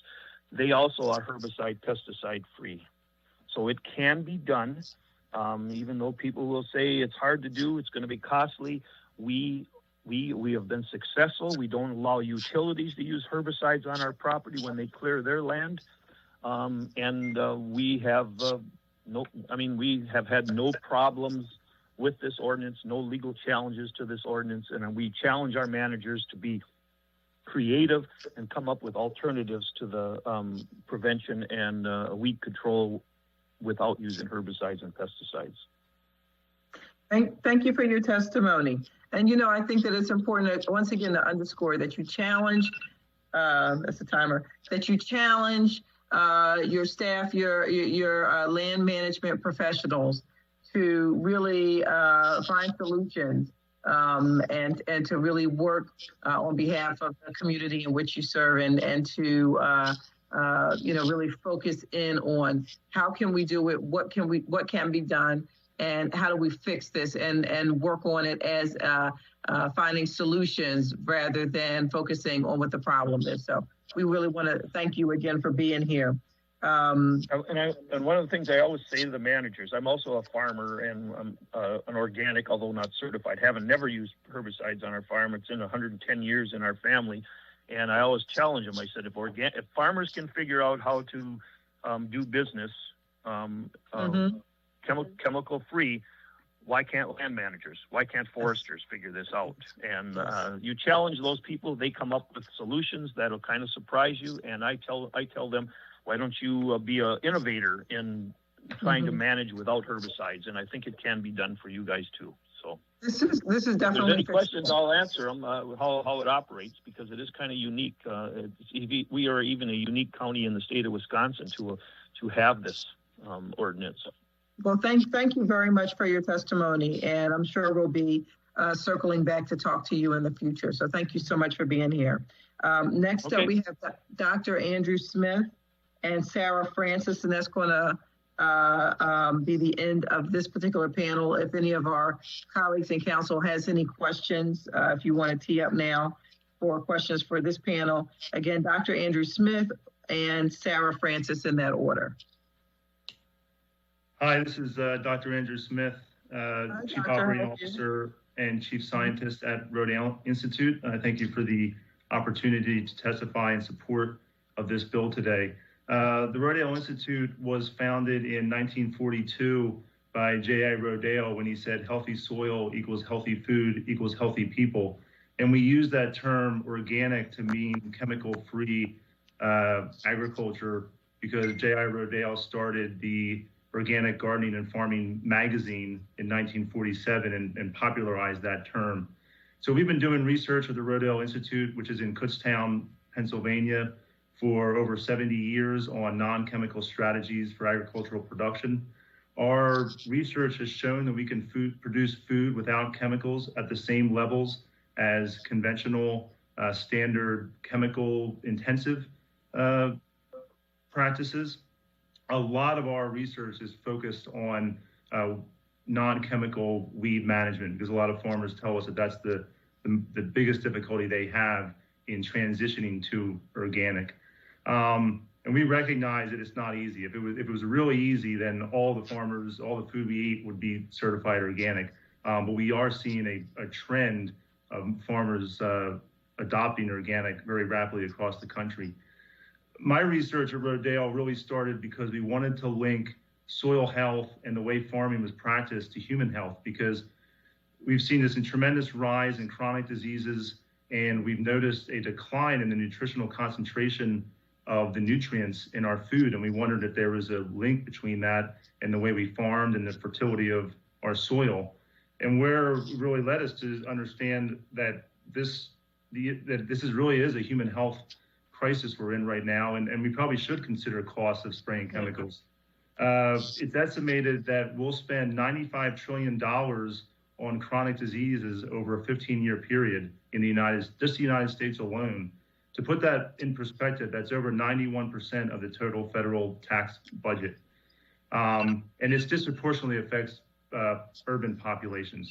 I guess just to finish my testimony is, after 70 or more years of research, as well as managing farmland, my wife and I also manage 140 acres organically in Montgomery County, not too far from the city. It is possible to do it. That's really just the base of my testimony. So thank you. Thank you so much for your testimony. And it's encouraging to hear so many folks who are actually doing responsible land management and making sure that they're pesticide free or synthetic herbicide free. So we know it can be done. So thank you so much for your testimony today. Sarah Francis. Hi, good morning. Honorable Chair and members of the committee, thank you so much. My name is Sarah Francis. I'm a resident of Mount Airy. I'm a founding member of Toxic Free Philly, and I'm a consultant for American Forests and the U.S. Forest Service. I want to talk about how these chemicals do not stay put. In the Philadelphia drinking water alone, which our population drinks all day, every day, we have residues of 2 toxic herbicides, 2,4-D and atrazine. As a result of the right to know request submitted to the city earlier this season, we know that the Philadelphia Water Department does not keep records of what pesticides are sprayed where, by their contractors. As a result of another right to know request, we discovered that Philadelphia Parks and Recreation alone uses 18 different toxic herbicides on public grounds, even though, again, because of a lack of reporting and record keeping, we do not know the amounts or locations where they are applied.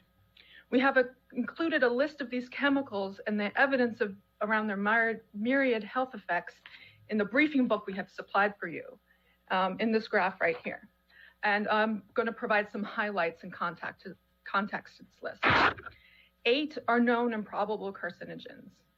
Some, like pendulum aquacap, have not even been tested to see if it is a probable carcinogen.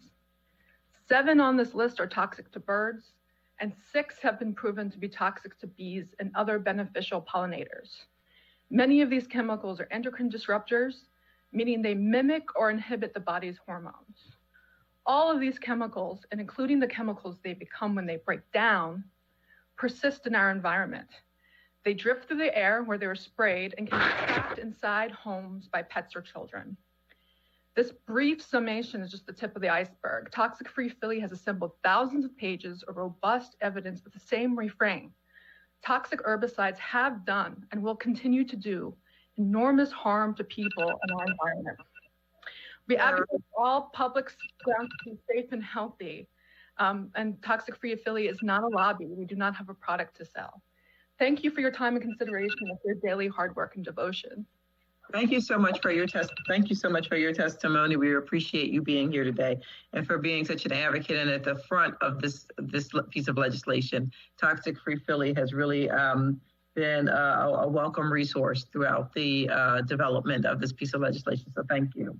Are there any members of council that would have any questions for this panel or any of the panels prior to this one? Okay, I don't see anyone asking to be recognized. So we're going to ask the clerk to call the 4th panel. Teresa Duncan, co-chair of Friends of Fernhill Park. Ruth Seeley, president emeritus of Friends of Vernon Park. Jay Archer from Green Jay Landscaping. Kay Sikora of Roxborough Manayunk Conservancy and Manayunk Development Corporation. Brian Hampson and John Burns from Cobbs Creek Foundation. Bill Heineman from Executive Director of the First Tee of Greater Philadelphia. Doug Ray, President of Philadelphia Association of Golf Course Superintendents. Dan Winterstein, Commissioner of Mount Airy Baseball. Joseph Cernick, President of Schuylkill River Development Corporation. Alex Doty, Executive Director of Philadelphia Parks Alliance. And Patricia Wood, Executive Director of Grassroots and Environmental Education. Great, thank you. Okay, so we're going to tee up this panel. And so this is the last panel before we go into public comment. It's quite extensive, as you may have heard. And so we're going to ask again that testimony be limited to 2 minutes. So why don't we start with Teresa Duncan, Ruth Seeley, and Jay Archer in that order.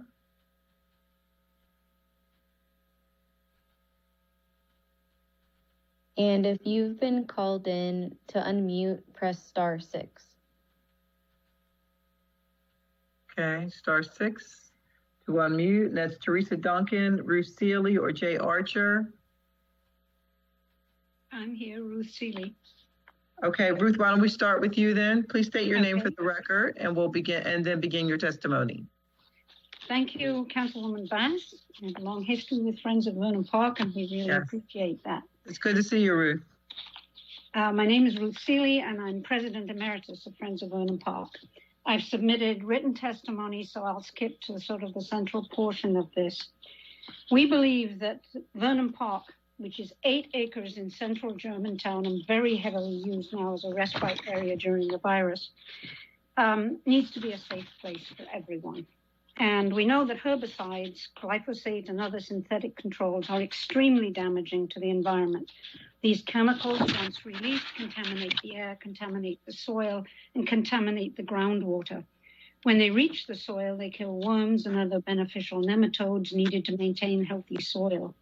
When they reach the air, they kill birds, bees, butterflies, and beneficial insects. And they have been found to cause cancer in humans. We find ourselves in an unwitting and uncontrolled experiment of many years when synthetic chemical herbicides and pesticides have been used in parks, on school grounds, on private land, and in residential gardens. The accumulations of these environmentally damaging practices are now measurable in our water. Last fall, for the first time in 11 years, we observed burned grass along all the fence lines, path edges, and around some trees. We concluded that the damage must have been caused by a very potent herbicide. This spring, when the previous burning was still visible, the edges were all burned again, June 2021. This spraying was not needed. There were no invasives in the areas that were sprayed. We photographed the results and sent them to our Philadelphia Parks and Recreation liaison. She forwarded our request, and this has not been done again since. However, it appeared that Parks and Rec did not have a policy regarding the use of herbicides, nor of consulting park friends groups before using herbicides, nor of posting warning signs about the spraying. As an aside, a contract worker with a local charter school 2 blocks from the park was observed in the fall of 2019 using a container labeled Roundup and spraying on school grounds, and he was not wearing any protective gear. I'll just say finally that we are very supportive of Bill 425 and grateful for the opportunity to give this testimony. Thank you so much, Ruth. We really appreciate you being here for your testimony on behalf of the Friends of Vernon Park in Germantown. Thank you. If we could have Jay Archer, if he is available, or Teresa Duncan. Is Teresa here with us yet? No? Okay. Or Jay Archer. And after that, we have, is Jay here? Can you hear me? Yes, we can hear you. Please state your name for the rest. I'm sorry? I'm Jay Archer. I'm from Green Jay Landscaping, and okay. I'm a career landscape contractor and a pesticide applicator. I'm also a landscape ecologist and environmental educator. And I wholeheartedly support this bill, so thank you all. New York City, by the way, banned glyphosate and Roundup in parks, and we are better off for it, and it's just the beginning. In the 60s, let me remind you, we were told we couldn't live without DDT and Cordane, PCBs and persistent carcinogenic pesticides. So we died and suffered before we banned them. And we're enslaved right now by the toxic pesticides and an economy of ecological and environmental poverty that affects us all across the board, particularly not favorable for social justice, if there's any such thing. Our respiratory health depends on converting all our precious green spaces, wherever they are, to carbon net positive, biologically diverse ecosystems to conserve and preserve and protect our precious natural resources. I didn't hear anybody say that these herbicides were safe, or they were sustainable, or they were resilient. They need to be done every year for the same expense or greater, no thought to the human health component, what that cost is. So I say, please have faith and courage and pass this bill and hope for a better world. Because organics and ecological landscaping does work. It is the future. It's being practiced everywhere in the world. Why don't we do it now here? So thank you very much. Well, thank you very much for your testimony. I think that what you said was, really something that needs to be heard by our Parks and Recreation Department, because, we do have to do this application year after year after year. And so I don't understand why we cannot open our eyes and open our thinking to doing something differently that's going to be safe for us, safe for the environment. And, health-wise, it's going to be much more beneficial than what we are doing right now. So thank you so much for your testimony. Absolutely. Next, we have Kay Sikora. And after that, Brian Hampson and Bill Heidman. Is Kay available? Kay Sikora. Okay, we're going to move to Brian Hampson and John Burns. I'm sorry. got fancy with it. Brian Hampson and John Burns. This is Brian Hampson. Can you hear me? I can hear you. Please state your name for the record and begin your testimony. My name is Brian Hampson. I'm here speaking on behalf of Cobbs Creek in opposition of this bill today. I'm a graduate of the Professional Turf Management School at Rutgers University, and I've worked in the golf industry for 25 years. I've also worked as a licensed pesticide applicator in Missouri, Arizona, and California. As it's written, this bill would eliminate the use of all pesticides that are currently being safely used on golf courses within the city of Philadelphia. Pesticide usage is regulated at the federal and state level through the EPA and Departments of Environmental Quality or others that specifically address the licensing, sale, use, and disposal of pesticides. The Federal Insecticide, Fungicide, and Rodenticide Act, known as FIFRA, in conjunction with federal pesticide laws administered by the EPA, outline the safe and effective use of pesticides based on science. In addition, every compound goes through a long and thorough process for registration that accounts for toxicity in humans and environmental impacts. When used properly, in the context of a robust integrated pest management program, pesticides are a valuable tool for land managers, businesses, and homeowners. Troon, my company, believes in a holistic approach that consists of detailed IPM management practices and general agronomic programming that reduces the use of pesticides down to the lowest possible level. Pesticide use rates are on a downward trend due to better management techniques, chemistry advancements, and new compounds that facilitate ultra-low volume use rates. In its current form, this bill would make it impossible to provide healthy playing surfaces where we are able to provide a uniform, weed-free surface that allows us to control fungal and insect pests as well. There are certain pests within the landscape that require the safe use of pesticides, and that work can be done without any risk of toxicity to humans or animals. The responsible use of pesticides is critical to managing quality turf grass and landscape environments. I'll wrap this up. It has been well documented and managed for decades. As it's written, this bill, the overwhelming majority of food crops grown in the United States would not meet the standards outlined under the Organic Foods Protection Act, and applying the same standard to the management of turf grass and ornamental plants would represent an unnecessary burden to our business function that is trying to solve a problem that doesn't exist. Thank you. Okay, all right. Well, thank you for your testimony. Next up is, let me just go back, is Kay Sikora. Yes, am I? Yeah. Can you hear me? Yes, we can hear you. Please state your name for the record and proceed with your testimony. Okay, my name is Kay Sikora, and I'm with the Roxburgh Manayunk Conservancy.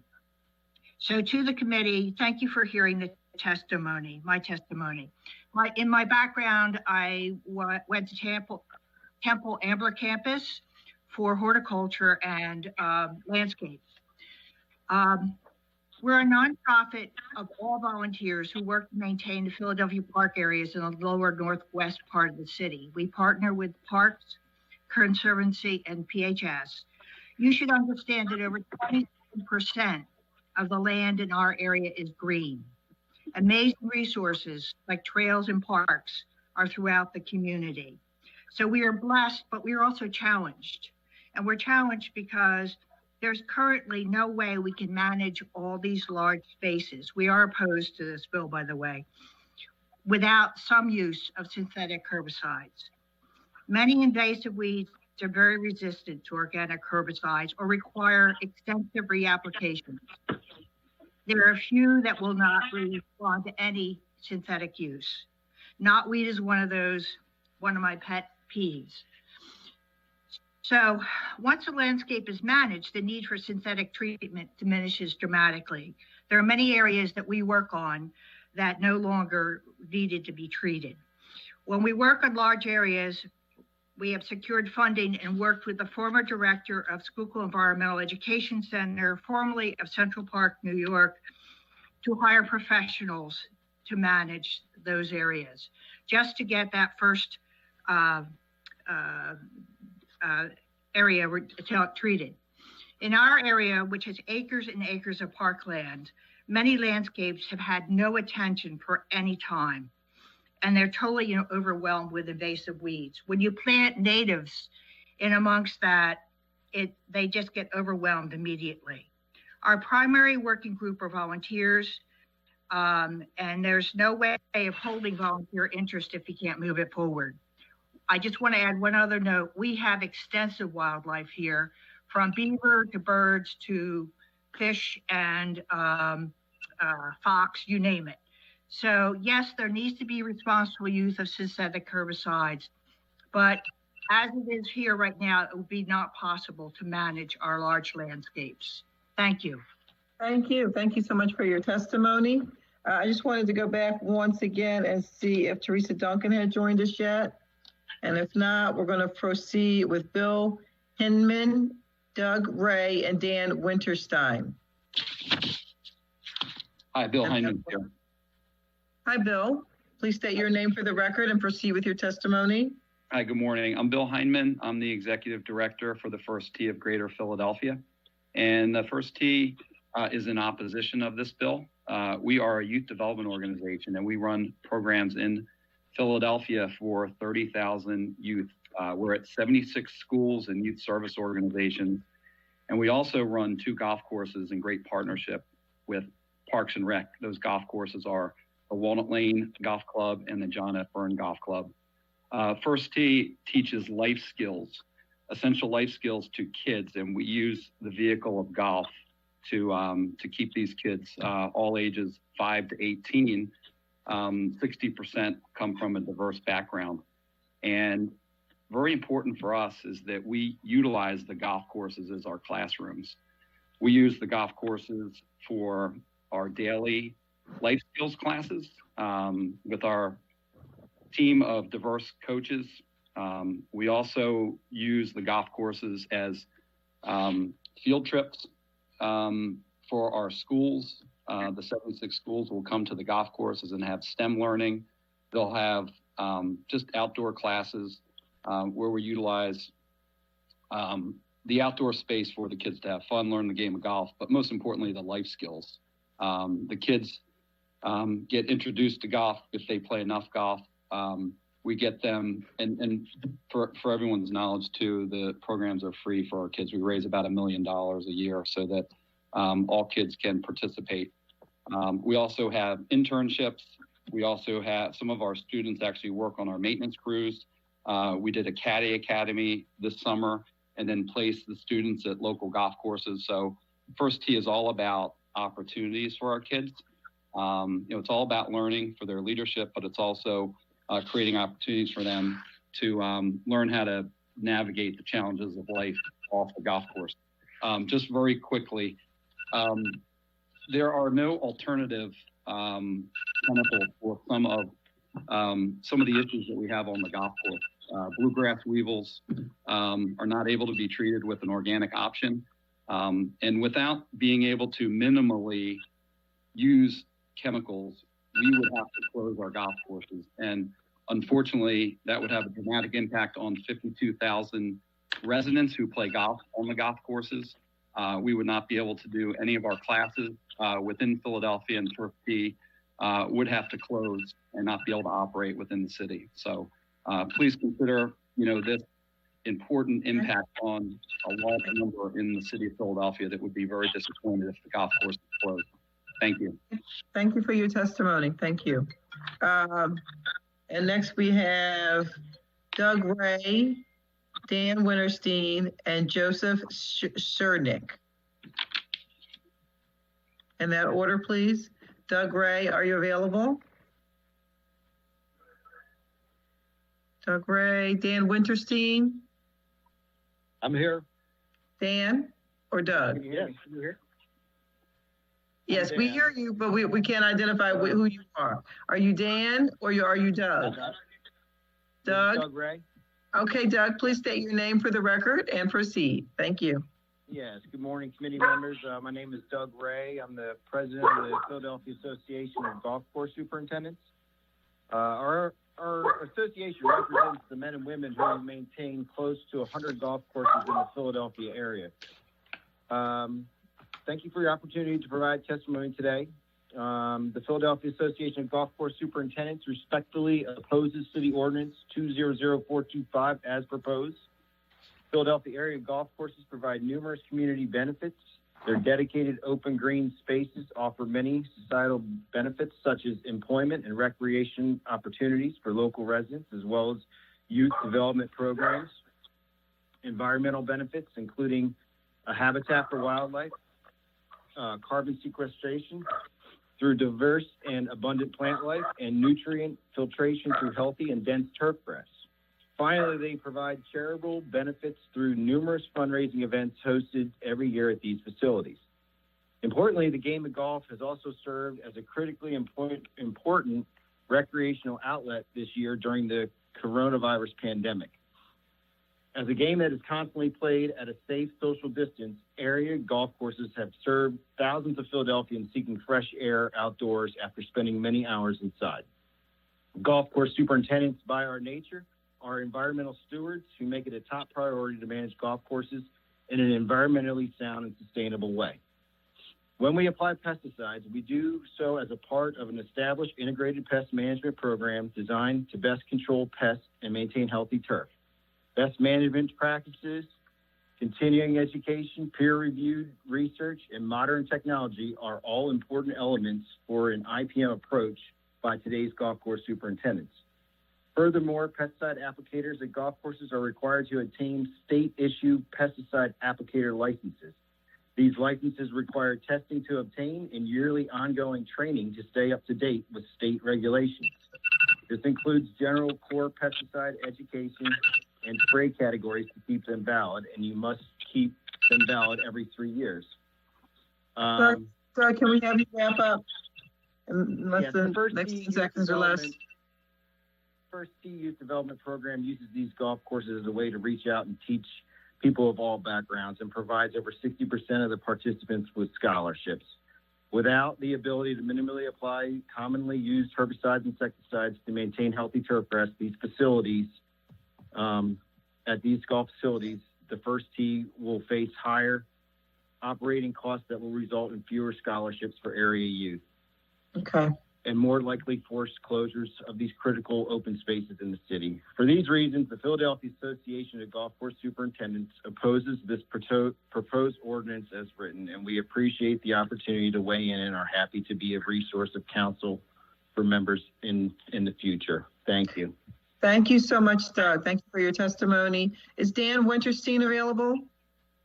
I'm here. All right, Dan, please state your name for the record and begin your testimony. My name is Dan Winterstein. I'm the Commissioner of Mount Airy Baseball. Thank you for the opportunity to participate. I'm testifying in opposition to the proposed legislation to ban certain herbicides from use at all city parks and playgrounds. Mount Airy Baseball has been providing play and instruction to Philadelphia boys and girls between the ages of 5 and 18 for more than 35 years. In that time, the league has grown from 20 players to more than 700 players in 5 age groups playing on 50 teams. Another 150 play on summer tournament teams, 200 play fall ball, and another 125 participate in our winter instructional program. Altogether, more than 1,000 participants each year. We have no paid staff. Volunteers make all this possible. We're a nonprofit cooperative organization of neighbors for neighbors. Fees are kept low and no child is ever turned away for inability to pay. We maintain 5 ball fields in Northwest Philadelphia with virtually no government support. A volunteer grounds crew does most of the work. We raise over $20,000 each year to invest in field maintenance, equipment, and supplies. Maintaining an infield requires adding new infield mix each year, periodic regrading and dragging the infield 3 to 4 times a week during the season to control weeds. These are the essential tools for keeping weeds from taking over the infield.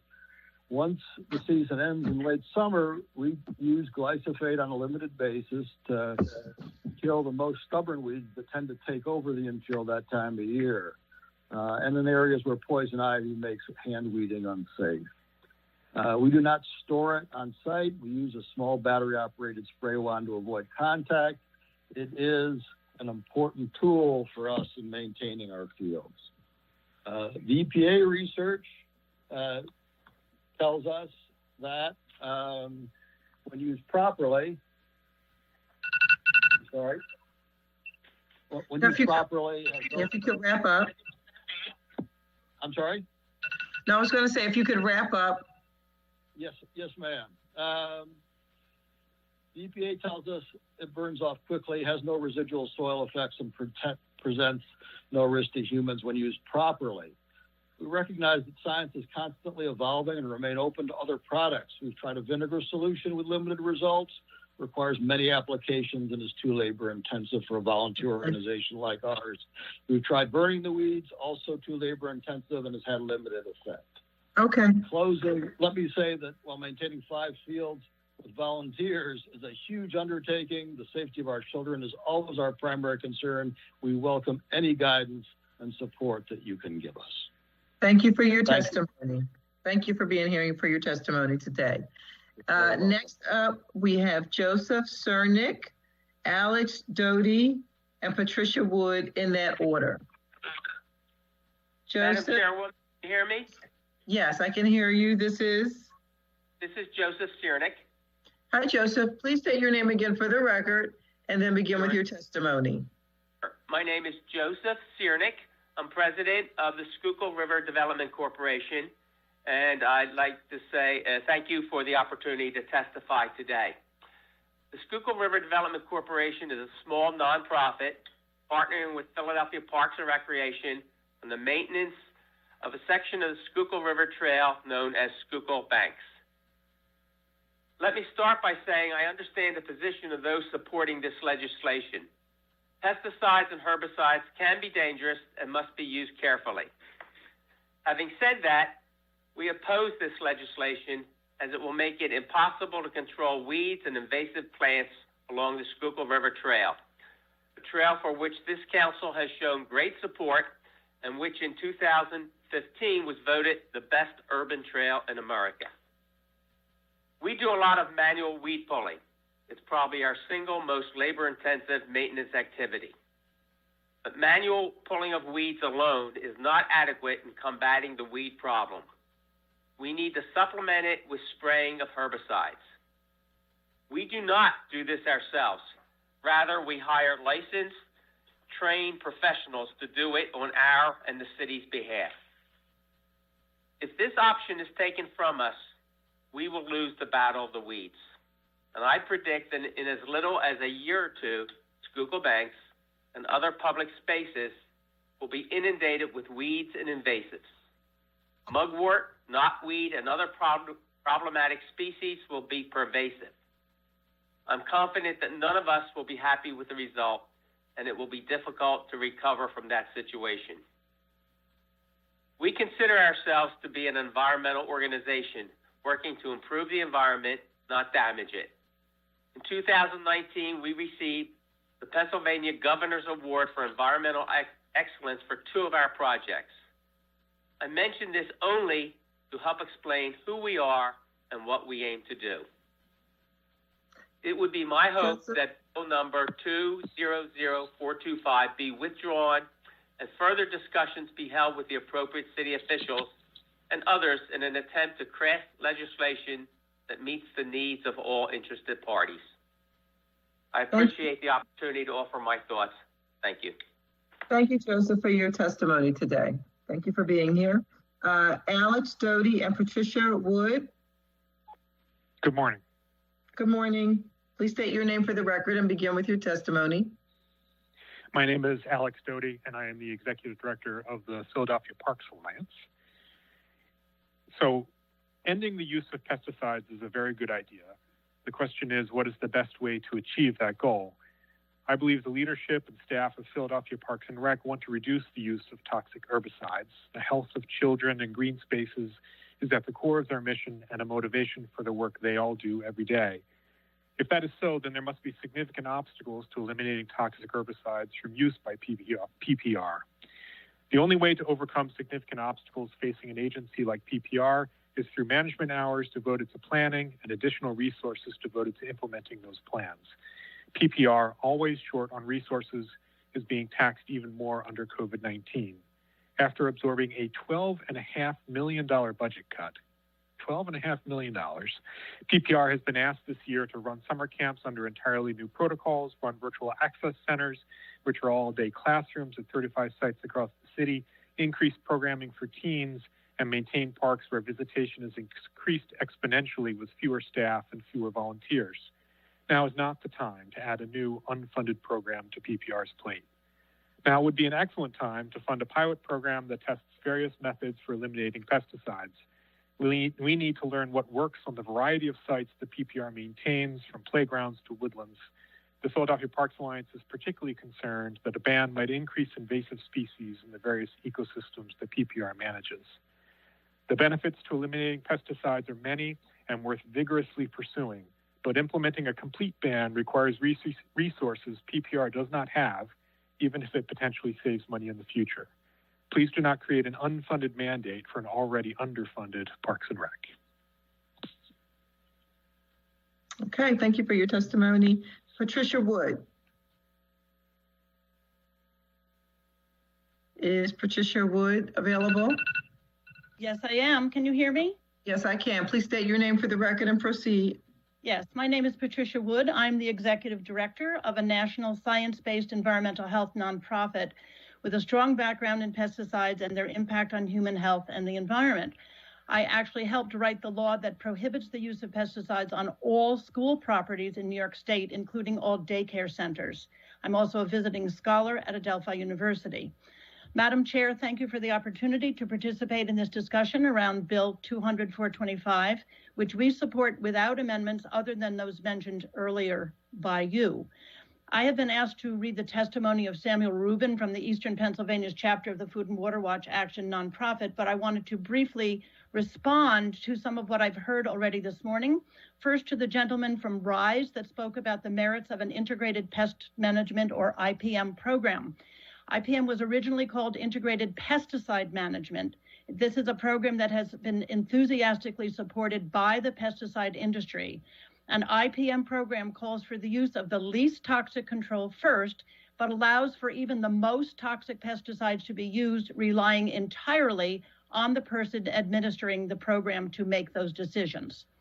And then I wanted to respond to someone who spoke just recently to say that there's a very positive example of a completely organically maintained golf course in Edgertown, Massachusetts on Martha's Vineyard, which has since 2002 used no synthetic fertilizers, insecticides, or herbicides, and is an extremely popular course for residents and visitors alike.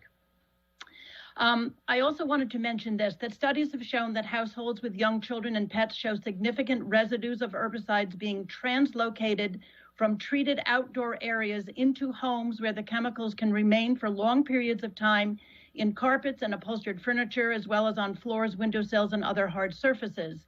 Most pesticides are designed to break down outdoors with sunlight, called photodegradation, with rainfall and soil microbial activity. Inside homes, these processes are not taking place, leaving residues of active chemicals inside homes for extended periods of time. Another way for herbicides and other pesticides to enter indoor spaces is when landscapers use blowers to clean up grass clippings and other materials, disturbing pesticide-contaminated soil and making it airborne. And I probably don't have time to read it, but I was wondering whether I could just give you 3 quick paragraphs from the Eastern Pennsylvania organizer of Food and Water Watch. Well, we are out of time, but if you could just give us a sentence from each one, that would be great. Okay, that would be great. The first thing is that the current federal system for approving these pesticides is inadequate, relying on outdated standards that don't address our new understanding about the ways that pesticides impact health, the cumulative effects of continued low-dose exposures, and possible synergistic effects when chemicals interact, or even the real-world formulations and combinations in which these chemicals are used. That's one. And I wanted to say just their last paragraph is limiting the cosmetic use of pesticides on city properties could not only reduce the exposures of children, pets, and wildlife to unnecessary pesticides, but could also help relieve the burden on our aquatic ecosystems and reduce the pollution load in stormwater. This bill is a good example of how a precautionary approach will protect people and the environment, and we urge members of the council to support this bill. Thank you very much for your testimony. You're welcome. And that concludes panel 4. So now, do we have anyone from council who would like to ask a question of the members of the testifiers from this panel? Any council members have any questions for panel 4? Is Teresa Duncan on the line just before we close out this panel? Teresa Duncan? No? Okay. All right. So we are going to step into public comment now. So we have quite an extensive list because the list is so long, and we have heard, I think, a pretty good summary of testimony for those who support the bill and those who oppose it. We are going to limit public comment even further, unfortunately, because we just are running out of time. So before we lose a quorum and are able to have a vote. So we need to make sure that we have as much testimony, but also that we have a quorum so we can pass the bill out of committee. So we are going to ask that if we can have public comment limited to 1 minute. If you feel that your commentary has already actually been addressed by someone else, you don't have to testify, even though you signed up. And so we're going to ask if the clerk could call the first 5 names for public comment. And again, we're going to limit public comment to 1 minute. Hi, Madam Chair. I think we just need to take a short break to get everyone into the call. Okay. All right, let's do that. So we will take a break while we dial up some folks for public comment. Thank you, Madam Clerk.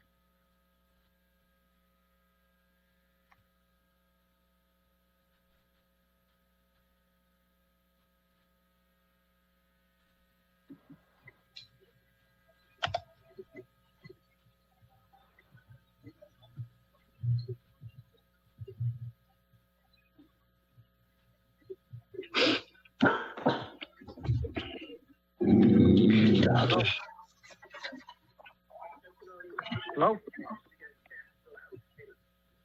Hello, good morning. Good morning. What's the message?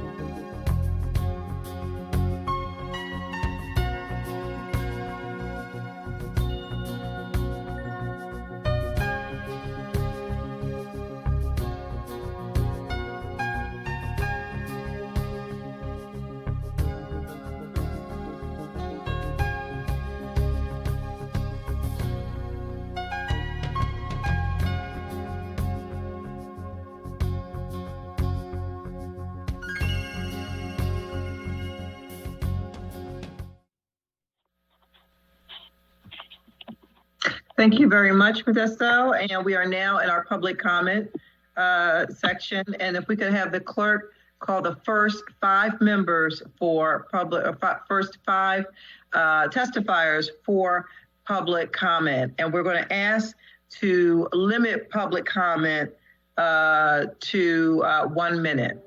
So we have quite an extensive list of folks who would like to be able to offer public testimony.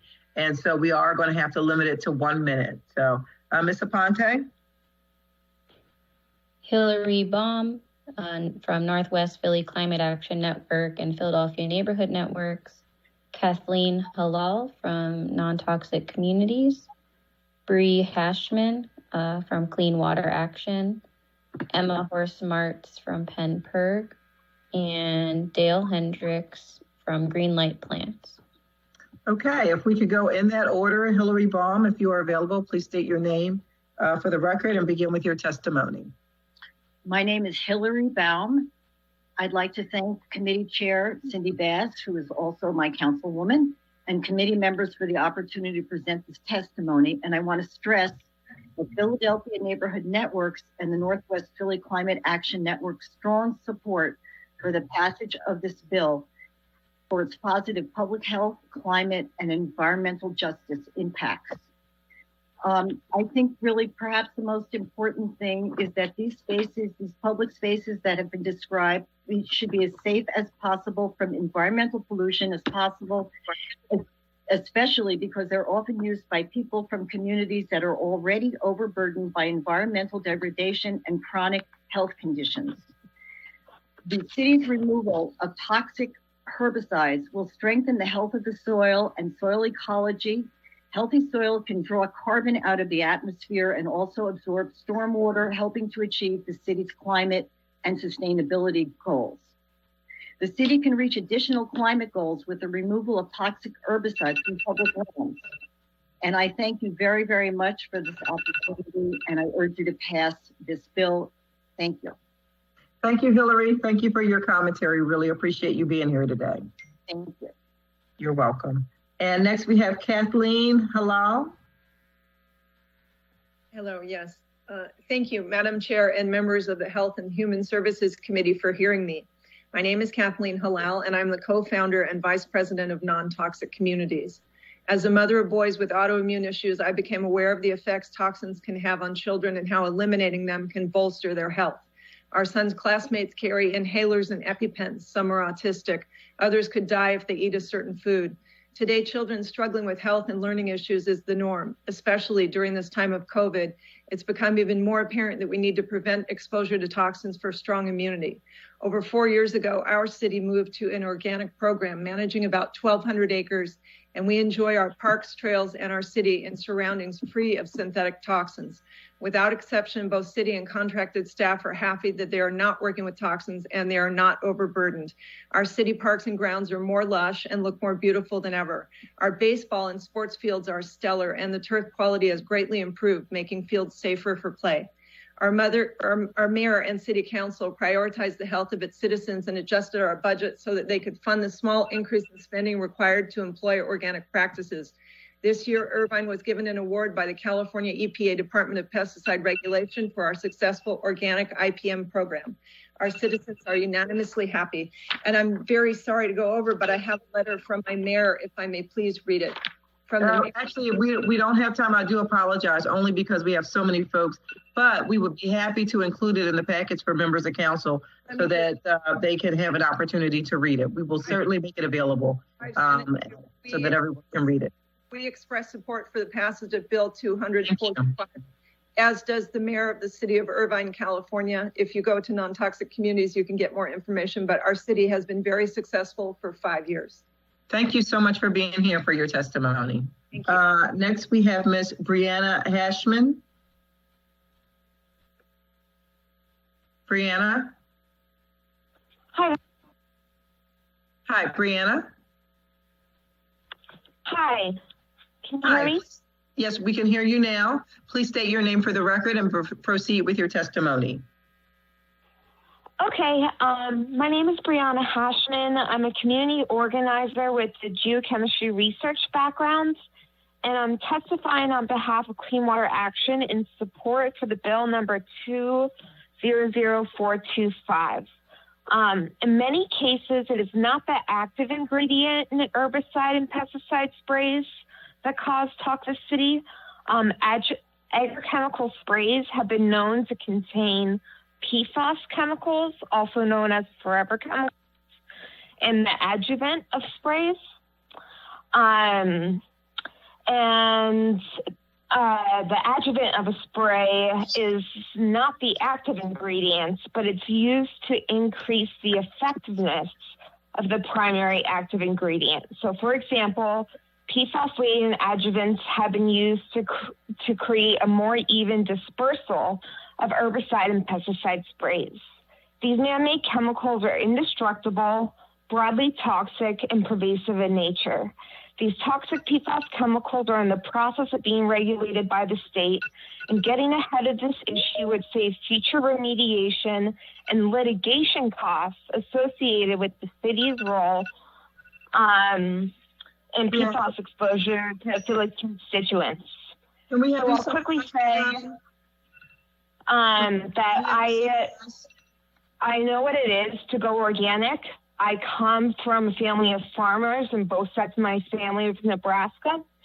The public health issues of conventional farming are clear, but if farmers in Pennsylvania can make a profit based off of organic farming, then we can find a cost-effective way to manage public open spaces in Philadelphia without herbicides, based on examples across the world, without a wasteful and pointless pilot study. Okay. Thank you for your testimony. Thank you so much for being here for your testimony. Appreciate it. Emma Horst Martz. Is Emma Horst Martz available? Hello, yes, I'm here. Hi, Emma. Hi. Please state your name for the record and then proceed with your testimony. Thank you, Councilwoman. My name is Emma Horst Martz, and I'm an advocate with PennPIRG, the Pennsylvania Public Interest Research Group. We work to protect consumers, so I'm representing our members here in Philadelphia and across the state. PennPIRG strongly supports the Healthy Outdoor Spaces bill. We have a long history of educating the public on the harmful health and environmental impacts of toxic chemicals, and we have consistently advocated to ban the worst of these chemicals. This bill is really a model for how cities can make progress to protect the public and our land. It achieves 3 key priorities that we recommend: phasing out the use of toxic substances by banning herbicides, promotes safe alternatives like organic pest management, and promotes the public's right to know about the use of pesticides and herbicides by implementing reporting requirements. I would also just briefly add that the research that led the EPA to deem glyphosate as safe was heavily influenced by the chemical industry, and our own research, along with a heavy body of research from the scientific community, has shown exactly the opposite, that there is no safe usage. So I would encourage the council to pass this bill. Thank you so much for your testimony, Emma, and for being here today. And last on this panel is Dale Hendricks. Hello, Dale here. Hi, Dale. Please state your name for the record and proceed with your testimony. Sure. Dale Hendricks from Greenlight Plants. Thank you very much for enabling this. I want to speak in support of the bill as written. I have given written testimony that explores in more detail contrasting landscape treatments that might be worth looking at. I want to mention that there's a lot of climate and water quality impacts that have not been addressed much to the use of pesticides and herbicides. When you make soil bare and brown, it erodes, it washes away. It's worse for water infiltration and quality. And also that many herbicides are antibiotics. So we're spraying more and more antibiotics out there and harming a lot of things. So briefly, that we think parks should be a safe space for all life, and that we can move toward what Ben Franklin called a true green country town that attracts and energizes the kind of people who want to step up and do this. So there's many opportunities for organic stewardship rather than chemical management. Thank you. Thank you, Dale. Thank you for your testimony. If we could have the clerk call the next 5 people lined up to testify, who are here to testify, that would be great. Logan Weld from Clean Air Council, Minal Raval from the Sierra Club of Philadelphia, Amy Steffen, Bob Mann from the National Association of Landscape Professionals, and Michael McGraw from Applied Ecological Services.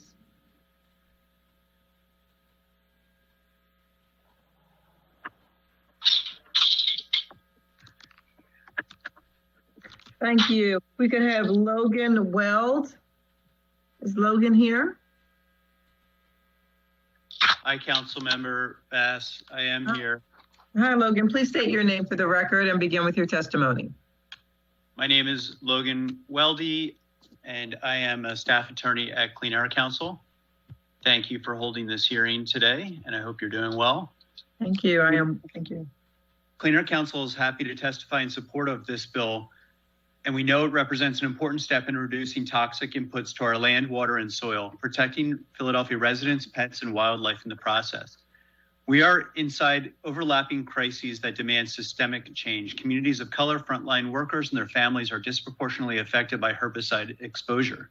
These communities are already suffering from higher rates of COVID-19, as you know, and their respiratory and immune systems are impacted by these toxic pesticides, and that exacerbates pre-existing conditions. It makes them even more susceptible.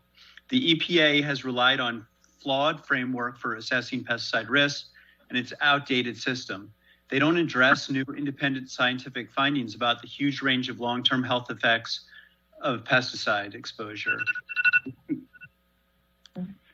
Is that my minute? Seconds to wrap up, Logan. What's that? I said, would you like just 10 seconds to wrap up, please? Yeah, I guess, these are the simple, I've submitted the written testimony. Hopefully your staff can read it, but yes. These are the simple things that we really have to do to make our societies cleaner and to make society more healthy.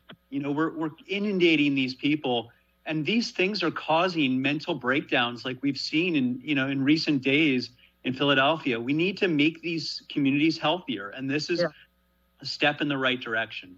Thank you so much for your testimony and for being here today. The next person on the panel, Minal Raval.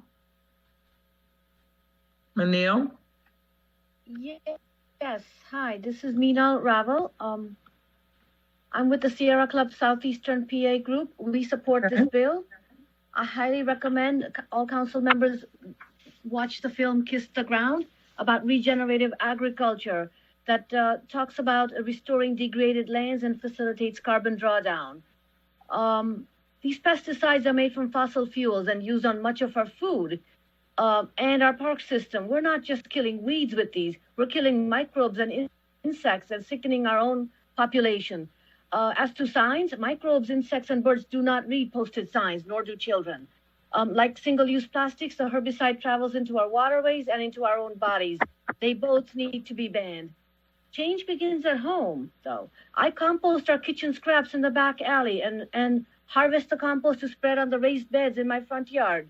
I use no chemicals in the process. The weeds are kept at bay with mulch, which invites pollinators like birds, bees, and butterflies with plants. So when I walk to Aubrey Arboretum in Mount Airy, Germantown, I see the goats at the Philly Goat Project. They are available for hire to clear brush. When goats digest the brush, the seeds get broken down. This means the invasive plants don't grow again. These are examples of how we can work with nature without dominating her. Our park use has skyrocketed. We must manage our parkland like we do our homes. Don't toxic chemicals. Thank you. Done. Thank you, Minal. Thank you for your testimony today. Next, we have Amy Steffen. Hi. Yes. Good morning. Councilman Bass and the committee, thank you so much for this opportunity to speak today and for bringing up this legislation. My name is Amy Steffen. I'm a resident of Philadelphia, a member of Toxic Free Philly. and I've been a volunteer for over many years on native plant restoration. I fully support this bill. I urge you all to pass it out of committee today without amendments. We are counting on you, our elected leaders, to protect us. The evidence is overwhelming that herbicides are not safe. They cause disease and illness. Cities across the country and all across Canada, all of Canada, have eliminated herbicides from their parks and public grounds, from their sports fields, without undue cost. It's understandable that those who have not learned how to use these organic land practices are nervous about how to change, but help is available. Beyond Pesticides, who testified earlier, will help develop a new organic land management plan for the city. They can underwrite that cost. There's funding for making this change. This is very popular right now. So we really are counting on you to be the leaders to mandate it, because it will not happen without you making it happen. Thank you so much for introducing this legislation. Thank you, Amy, and thank you for all of your work on this bill. You've been really just a joy to work with, and we really appreciate your input and your advocacy. So thank you so much for your work on this matter. Next, we have Bob Mann and then Michael McGraw. Is Bob Mann available to testify? Bob Mann? Good morning. Good morning. Good morning. Good morning. My name is Bob Mann, and I'm representing the National Association of Landscape Professionals this morning.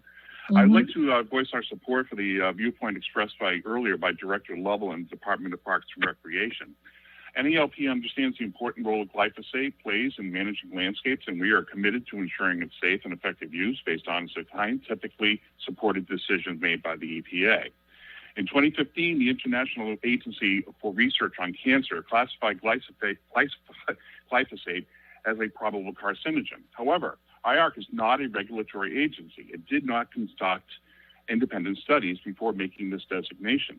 Follow-up investigation reports published by Reuters find that IARC concealed important scientific data and edited conclusions from key studies of glyphosate. In May 2018, the National Institute of Health reaffirmed that there is not a significant association between glyphosate use and cancer, stating in their large prospective cohort study, over 54,000 pesticide applicators in Iowa and North Carolina, no association was apparent between glyphosate and non-Hodgkin's lymphoma and its subtypes. Researchers have conducted more than 800 scientific studies and reviews validating glyphosate safety since it was introduced in the 1970s.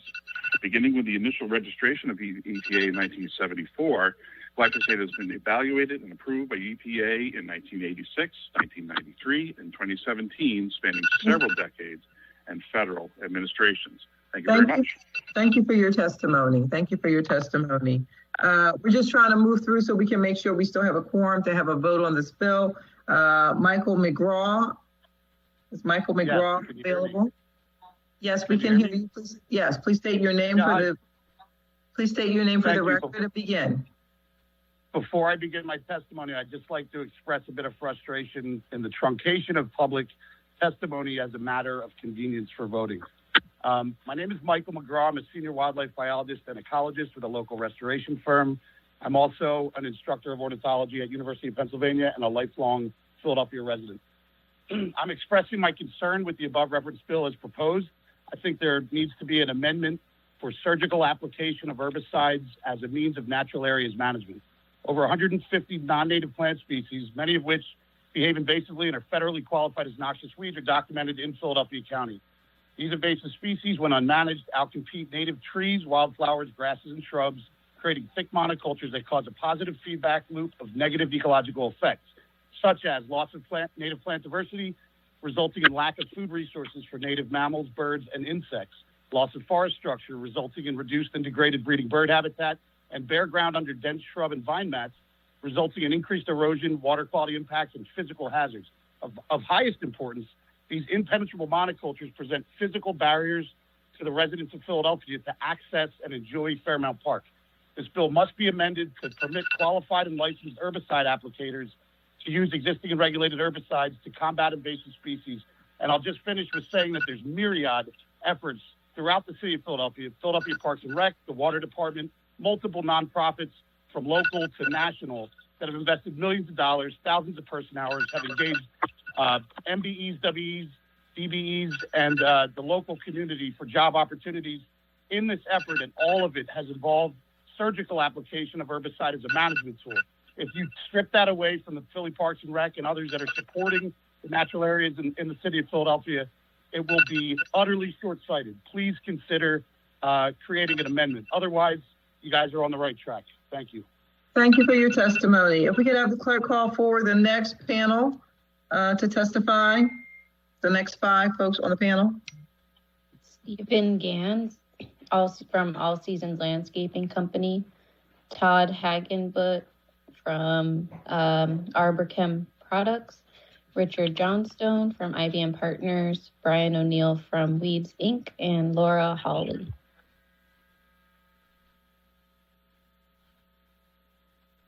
Okay, is Mr. Stephen Gans available? Stephen Gans? No? Okay, Todd Hagenbush? Hagenbush? Can you hear me? Yes. Hello? Yes. This is Steve Gans. Hi, Steve. Please state your name for the record and proceed. Yes, this is Steve Gans with All Seasons Landscaping Company. I do a lot of work for PP&R and other organizations in the state of Philadelphia. I have a degree in horticulture, pesticide applicator licenses, and I also have NOFA certifications, which is Natural Organic Farming Association. So anyway, I feel there should be an amendment to this bill. We provide both organic and the use of herbicides, and I think there is a place for both, and I think they can coincide. There's way too many invasive weeds out there that just cannot be controlled organically, and I think that's where you need to come in with herbicides to keep them under control, because without controlling these invasive weeds, it can affect our ecosystem, our native habitat. And I mean, there's like Canada thistle alone one plant can produce 1,000 weed seeds that can, put off invasive weeds, and there's just no way of controlling certain weeds like that. So I'm in favor of using these in minimal usage, but I feel that they need to be used to effectively control weeds throughout the city of Philadelphia. Thank you. Okay. Thank you very much. If we can have Mr. Todd Hagenbush. Is Todd Hagen? Yes, I'm here. Can you hear me? Yes, I can. Please state your name for the record and proceed.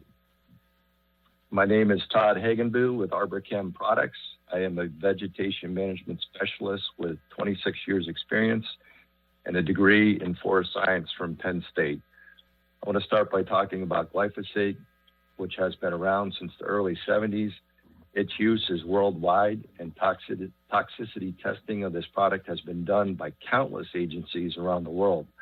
These agencies, including the U.S. EPA, have tested glyphosate many times over the decades and have found glyphosate to be non-carcinogenic. Today, many city and states, parks, and rec areas are overrun by invasive plants and undesirable vegetation. You ask, why do we have to use herbicides? Why can't we just use mechanical means or goats or some other means to control vegetation? The answer is controlling weeds, invasive brush, invasive trees requires the control of the root system. And without the utilization of herbicides that translocate to the root system, we cannot control these plants. Synthetic herbicides are the tool we need for that. And I'd like to, I think I heard my buzzer. Maybe you did. Yeah. Okay. I had one more thing to say before I leave. We all have heard about the spotted lanternfly that is infested the whole southeast part of Pennsylvania and then surrounding states. If we don't have herbicides to manage the ailanthus tree, which is the main target tree of the spotted lanternfly, you will see an increased amount of these pests in our park systems and in our backyards. So please consider that these are tools we need and we cannot lose because of emotion. Thank you. Right. Yeah. I don't think that we're operating on emotion here, but really science and the concern about health. So, but thank you so much for your testimony. I do appreciate it. Next, we have Richard Johnstone. Is Richard available? Yes, this is Richard Johnstone. I'm the president of IBM Partners. Mm-hmm. Please proceed with your testimony. Okay, I have 41 years experience in vegetation management. IBM Partners is a 501c3 nonprofit corporation headquartered in Newark, Delaware. Mm-hmm. And we do research around the country and advise utilities, highway departments, public officials on what the best practices are. And we compare direct comparisons between what happens if you use herbicides and what happens if you don't. I provided some slides as a handout to give you some background showing what happens with mowing. And when you talk about toxicity, anything is toxic. It depends on the dosage. And if you look at mowers, you're leaking hydraulic fluid, you're leaking oil, you're burning hydrocarbons, so you're increasing your carbon footprint. There's a number of things that happen with mowing versus using herbicides. So I would recommend that you do some direct comparison. Anytime there's a change, like with the national forest, you have to do an environmental assessment. You don't just shoot from the hip and make drastic changes without weighing all the comparisons. So Thank you. I oppose the bill, and I really think you need to look at it, at least do some test plots and find out what happens. Thank you for your testimony. I do want to state for the record that we're not shooting from the hip, as you say. We did offer Philadelphia Parks and Rec time to try to figure this whole thing out. But the idea that nothing can ever be done and there's no sense of urgency is unacceptable. So thank you so much for your testimony, sir. Next, we have Brian O'Neill, and after that, Laura Hawley. Brian O'Neill available? Brian O'Neill? Okay, Laura Hawley? Oh, hi, this is Laura Hawley. Can you hear me? Yes, I can hear you. Please state your name for the record and proceed. Sure. My name is Laura Hawley. I'm a therapist, an acupuncturist, and I'm a long-term citizen of Philadelphia. I'm also a grandmother. I support the passage of this bill as written on the basis of environmental justice. Our youngest citizens are closest to the ground in our public spaces. They feel the impact of our choices for the longest amount of time. I would argue that, for example, the use of Roundup leads to an escalation of its use. If you kill stubborn weeds with toxic chemicals, then more resistant weeds will emerge. The children of Philadelphia will feel our care for them and their world with the passage of this bill. Thank you very much for all the work you've done with this. I really appreciate it. Thank you so much for your testimony. We appreciate you being here.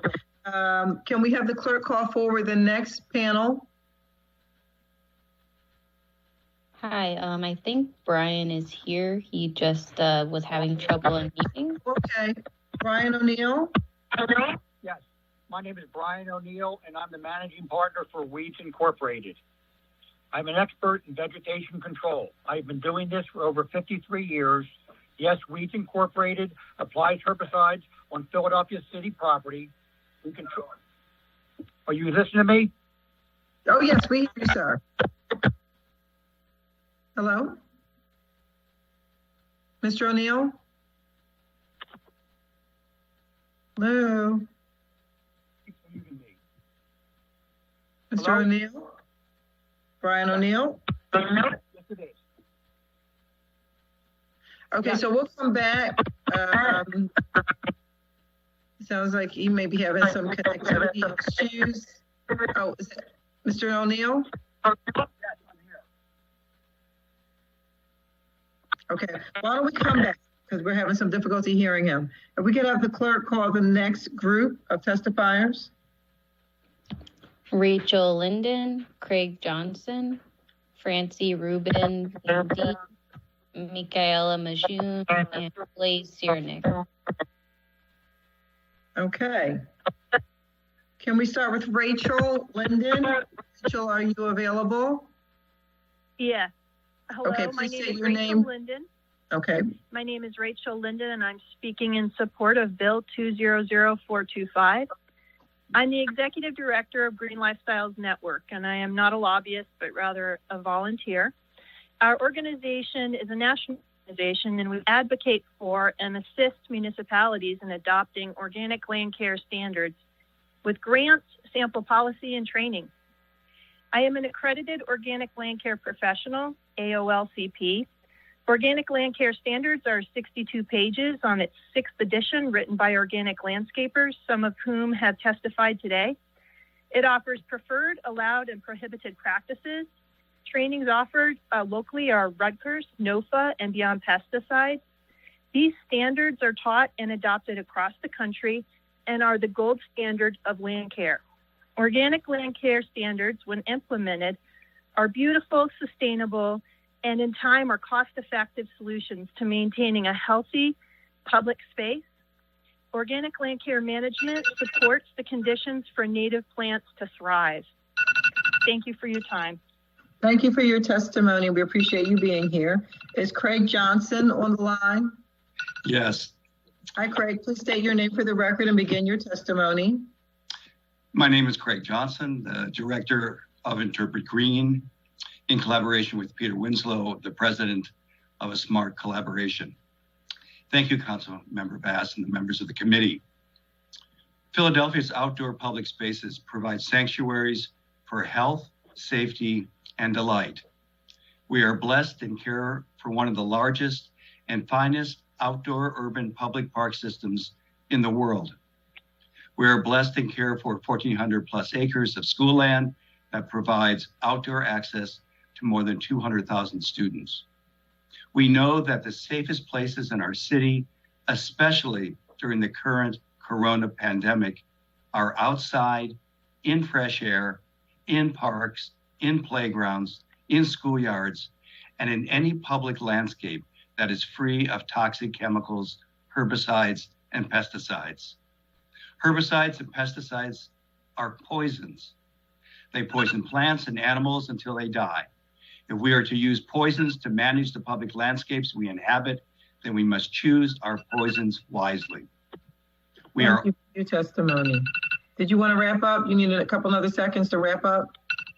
We are wise to only use poisons when there are no other options, because the poisons we use on our public landscapes poison us as well.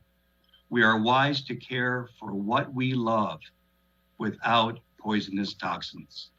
Thank you. Thank you for your testimony. Francie Rubin. Yes. Is Francie Rubin here? Yes, I'm here. Hello. Please state your name for the record and begin your testimony.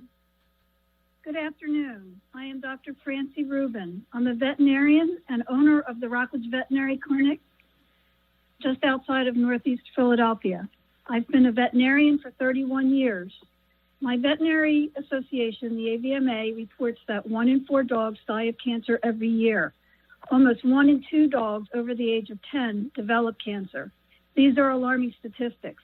When I walk my own dog during the spring and summer, I can smell the lawn chemicals that many of my neighbors have applied.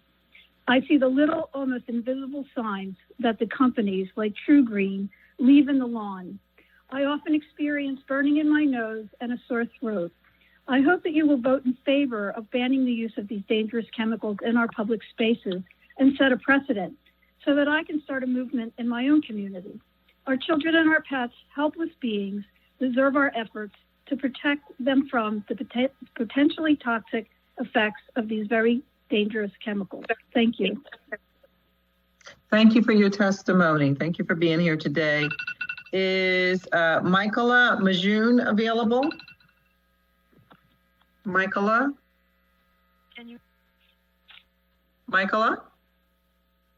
Hello, can you hear me? I can hear you now. Please state your name for the record and proceed. Sure. This is Michaela Majoon. I support this bill to eliminate toxins from public spaces, but I'm here today to read the comments of another Philadelphia citizen. His name is John Janik. He's owned Good Host Plants Nursery for the past 5 years and has participated in many public restoration efforts throughout Philadelphia over the past 10 years. John says I strongly support passage of this bill. I've designed and planted many gardens over the years in the city, most of which first required removal of invasive species, and I've never used herbicides. I've always found mechanical removal to be the most successful technique. Even the most aggressive invasive species like Japanese knotweed can be eliminated using organic gardening techniques. In October 2019, I worked with about 50 students, and in just 2 hours, we removed English ivy from an entire block from the sidewalk to about 50 feet deep in the woods. I believe the same techniques can be applied on a larger scale to our public green spaces with buy-in from the city. Thank you for your time. Thank you for your testimony and for being here today. We appreciate that. And is Blaise Cernick available? Yes, I am. Hi, Blaise. Please state your name for the record and proceed. My name is Blaise Cernick, and I am a lifelong resident of Manayunk. I oppose Bill 200425. I am the operation manager at the Schuylkill River Development Corporation. My main duty is landscape management for over 3.5 miles of trail and 27 acres of green space along both sides of the Schuylkill River. I am also part of a 35-plus year all-volunteer effort in Manayunk and Roxborough that maintains several public spaces: Germany Hill, Manayunk Towpath, Roxborough Reservoir, Fountain Street Steps, Ivy Ridge Trail, blah, blah, blah. Today I'm here as a private citizen. This bill is a huge issue for all park stewards in Philadelphia. Responsible herbicide application is a very valuable and needed tool. By a licensed Parks and Rec contractor, we have herbicide application for the suppression of invasive weeds such as mugwort, Phragmites, Japanese knotweed, and tree of heaven, haze, pink spotted lanternflies. All 4 of these invasive weeds have rhizome root systems which is impossible to contain without herbicide. We currently manage invasive weeds using a combination of 3 methods: manual pulling, mowing/weed whacking, and herbicide. And we're still falling behind. Weeds are relentless. If we remove the herbicide part, we will never catch up, and this will be covered in weeds in a few years. Please, council members, while you're watching Netflix tonight, Google Phragmites, that's with a PH, and see how it's destroying the Great Lakes ecosystem. Thank you very much. Thank you for your testimony. Thank you for your testimony. Do we have the clerk call the last panel? James Marino, Jeremy Griffin, Joan Blaustein, George Armistead, Trayvon White-Sams, Tyke James, Matthew Haley, and Jeff Goldman. Okay, is James Marino here? Yes, James, I am. Please state your name for the record and proceed.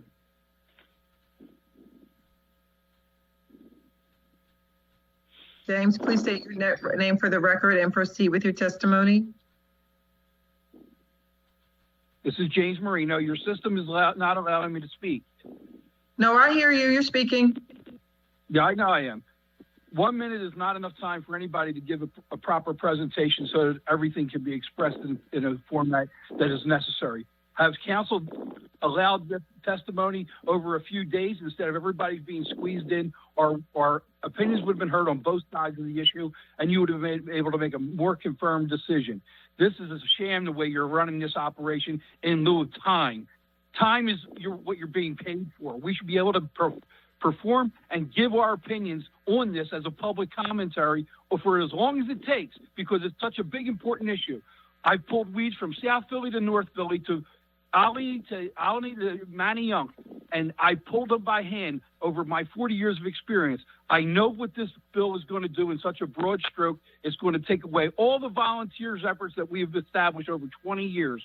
And for you to broad brush this thing, the way you're doing it, and ramrodding it, and forcing city council to make an opinion on this without looking at all these information things is a disgrace to the citizens of Philadelphia. The people that you're going to hurt are not just the African-American community, who are the minority contractors on a lot of these jobs that are doing the Parks and Rec removal, but you're also going to be hurting the general public and the volunteers of numerous ball fields numerous organizations that take care of our kids day in and day out when nobody's around to help.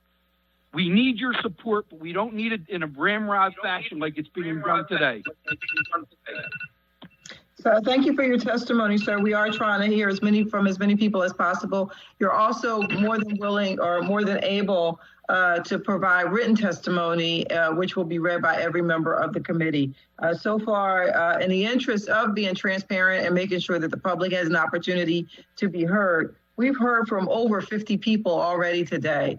There's just been a huge amount of testimony on this particular bill. We're trying to just make sure that everyone's voice is heard, but we really encourage, if you feel that there's more that needs to be said or that you want to express more about the bill, we really encourage you to put it in writing so that we can provide it to members as part of the record for the written testimony. So thank you so much. That is not as good as okay, people talking on the extended period. You don't expect everybody to thank you for your testimony.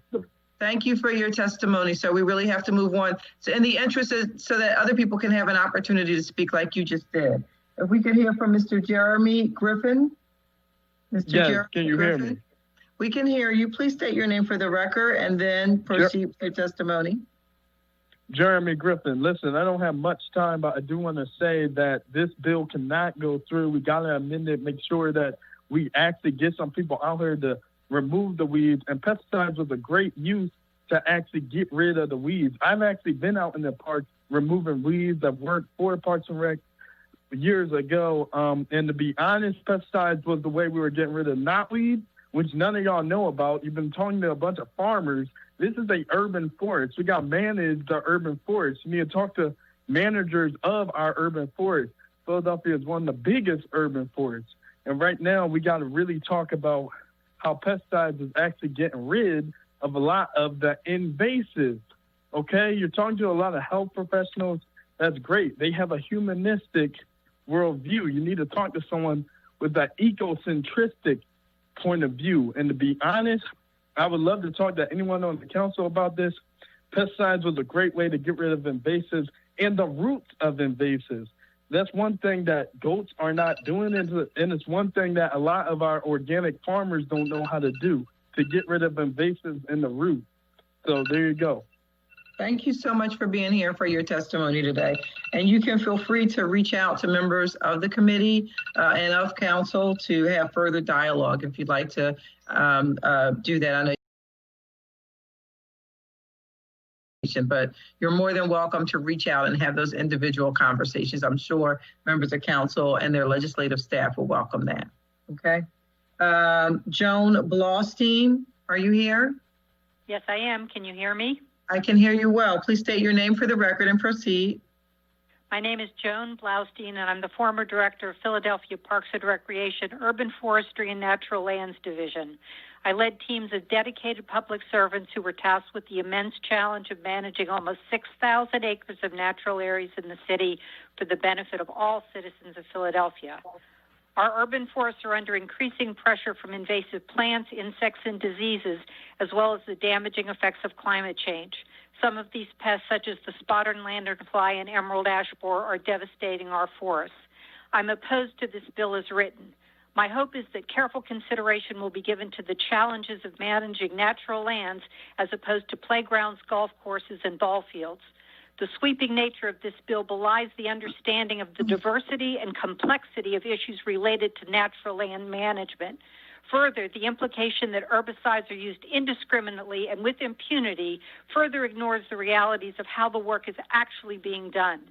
Knowing that management of our natural areas is undertaken in a manner that always considers the impact of the work and attempts to minimize any negative consequences, I am confident that if the department was given proper opportunity, they would make any reasonable effort to continue to assess practices and accept any actual scientific recommendations to further enhance their ability to protect our public lands and those who enjoy them. Their prerogative is not nefarious, so let's instead give them the opportunity and resources to accomplish this most important task of improving, of preserving, and relying on our natural lands to keep us all healthy. Thank you. Thank you for your testimony. And I do want to state, as I stated in the beginning, that we did try to work with the Department of Parks and Recreation to give them every opportunity to come up with a strategy, a plan, what was going to be the outcome after the pilot program. And we got nothing back in return, which to us felt like a lack of a sense of urgency. So we really did give them every opportunity and every, chance to try to address this matter in a way that would work for everyone so that we could have a bill that everyone would be supportive of, and we really got back nothing. So it's most unfortunate, but thank you for your testimony. If George Armistead is available to testify. Is George Armistead available? George? Trayvon White-Sams? Speaking. Can you hear me? Is this Trayvon? Yes. George, okay. Please state your name for the record and then proceed with your testimony. Hello, everyone. My name is Trayvon White-Sams, and I am a Cobbs Creek resident. I've been here my whole life. I grew up in Cobbs Creek playing on the playgrounds and navigating the trails in open forest areas. I even worked in those same spaces for a few years with Parks and Recreation. In doing so, I've learned a lot about what it takes to maintain native plant life and fight invasive species, and as it stands, that involves the use of herbicides. I would like to eventually make a complete transition to organic, healthier alternatives, but as it stands, I know that that isn't currently the case, which is why I am in support of the pilot program, which helps figure out what those alternatives are. With that being said, I hope that the bill can be amended to include the pilot program and that stricter guidelines and oversight on where the herbicides can be sprayed, be implemented in the spirit of healthy habitat management. I want a healthier place for children to exist in, as well as a healthily maintained native plant life for those same children to enjoy in conjunction with the different species that occupy those forest spaces. Thank you. Thank you so much for your testimony. Is Cathie James available? Mr. Cathie James? Okay, how about Matthew Haley? Hey, how you doing? Oh, I'm sorry. Hey, Cathie James here. No, all good. Okay, very good. Please state your name for the record and begin your testimony. Absolutely. My name is Cathie James, and while I do agree with the spirit of the bill, I think that something can really be accomplished with a straight ban on glyphosate, or exploring, as Trayvon said, that pilot program. I think that there can be amendments to this bill to make it a lot better, in ways that consider unintended consequences. And I'm glad you said it, but it is unfortunate that Parks and Rec wasn't able to provide context and info on the topic of land conservation in Philadelphia. Thank you. Thank you so much for your testimony. I would agree wholeheartedly that we really did want something with their input and really didn't get anything back. So that's most unfortunate. Thank you for your testimony. Is Matthew Haley available? Yes, I'm here. Hi, Matthew. Please state your name for the record and begin your testimony. Thank you. My name is Matthew Haley. I'm a PhD candidate in environmental science at Drexel University and the Academy of Natural Sciences, and I hold a Master of Science degree in Natural Resources from Delaware State University. I agree with the spirit of the bill, especially its emphasis on improving oversight in recipes, reducing the general use of herbicides, especially in cosmetic landscaping uses. However, a blanket ban on herbicides takes away one of the critical tools used in habitat and ecosystem restoration projects that require the initial removal or suppression of non-native invasive plants. I urge Council to include an amendment to this bill to permit the targeted use of herbicides in this specific context, following model legislation passed in the City of Ontario, Canada, which I've provided information in my written testimony. Non-native plants are harmful to native songbird and insect populations, and several native bird species that were previously breeders in Fairmount Park have vanished, coincident with the flourishing of these invasive plants. Environmental justice is not merely a matter of chemical exposure. It's about reducing racial disparities in access to native ecosystems with native wildlife. We need to have a nuanced discussion and one that does not cherry pick or misrepresent scientific evidence, as I've heard today from some proponents of this bill. I urge Council to make explicit provisions for the targeted use of herbicides in the context of invasive plant control and ecological restoration. Thank you very much for your time. Thank you very much for your commentary. I think that that's very valuable in terms of looking at invasive plants and what can be done there. So we will do additional research and follow up there because that's very important. So thank you so much for your commentary. Jeff Goldman, are you here? Jeff Goldman? Okay, I'm here. Okay, great. Jeff, please state your name for the record and proceed. Can you hear me? Yes, we can Hi. hear you. My name is Jeff. Okay. My name is Jeff. Okay. My name is Jeff Goldman. I work full-time as the chief horticulturist for a subsidized housing nonprofit with campuses in North and West Philadelphia. I have a pesticide license. While it is laudable and necessary for the city to discuss herbicide use, banning herbicides altogether would greatly impede ecological restoration in Philadelphia parks and woodlands. It would also be a significant obstacle for urban restoration in Philadelphia alleys and publicly owned housing stock. Less than half an ounce of herbicide painted on a stump can kill a root system entirely.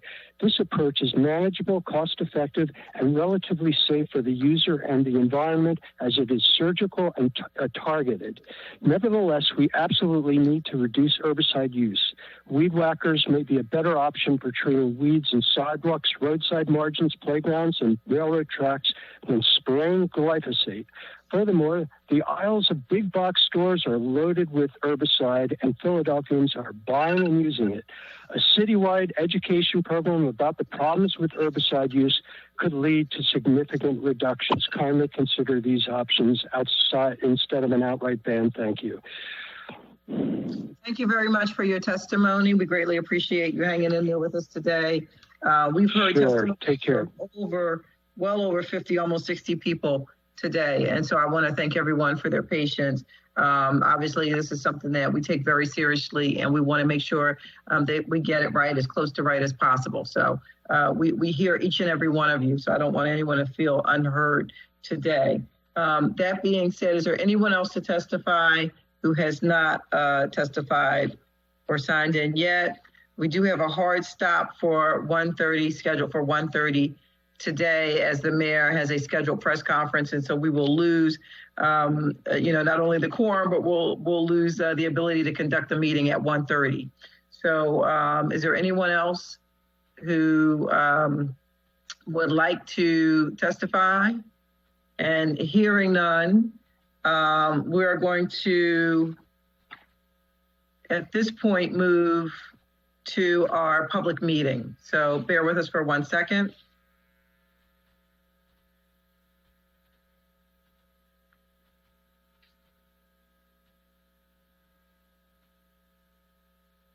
Okay, I do want to ask if there are any other questions or comments from members of the committee. Okay, any other comments from any other members of the committee?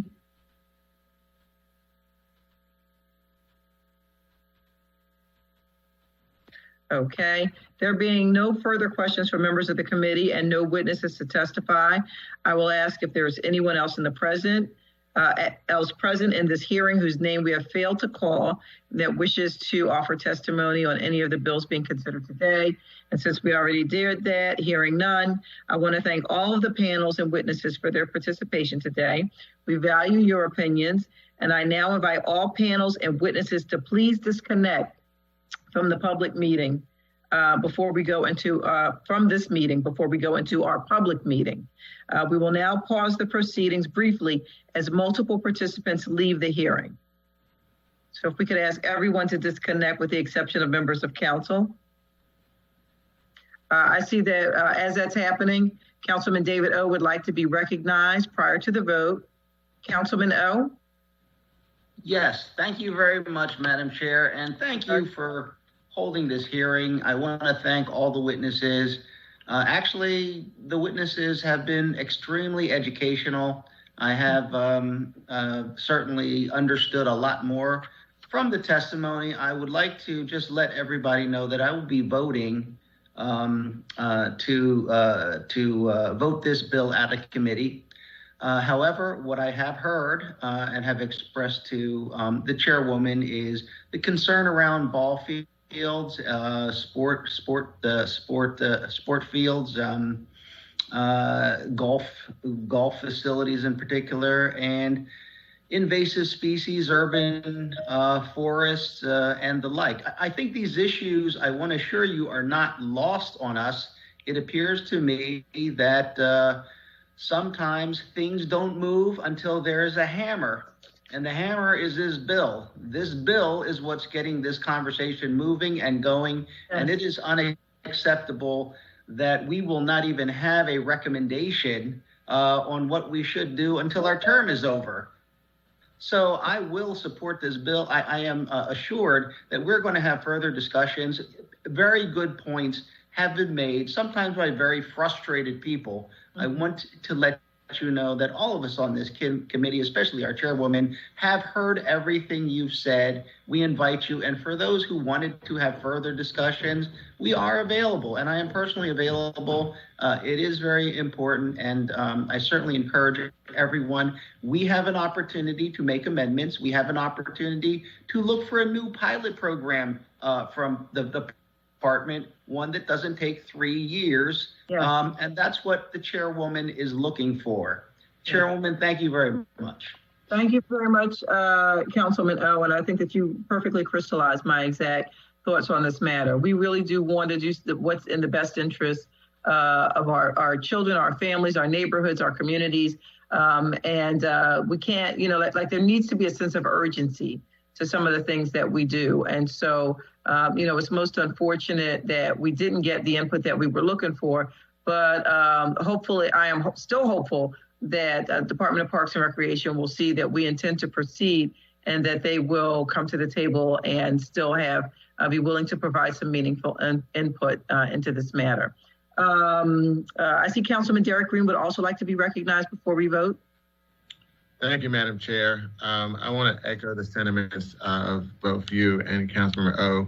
I've listened to all of the testimony, both from public comment, as well as those who testified in the hearing, as well as listening to the concerns raised by the administration, as well as the concerns raised by those in the public regarding the health issue of this legislation.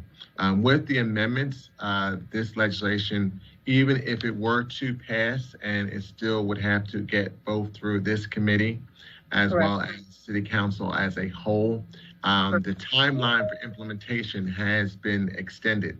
And so I believe that will provide some additional time. One, if the bill does move through committee, then it would be on the calendar of City Council, and it will be some additional time to look into this legislation to try to come to a resolution to some of the issues that are concerned, and have been raised.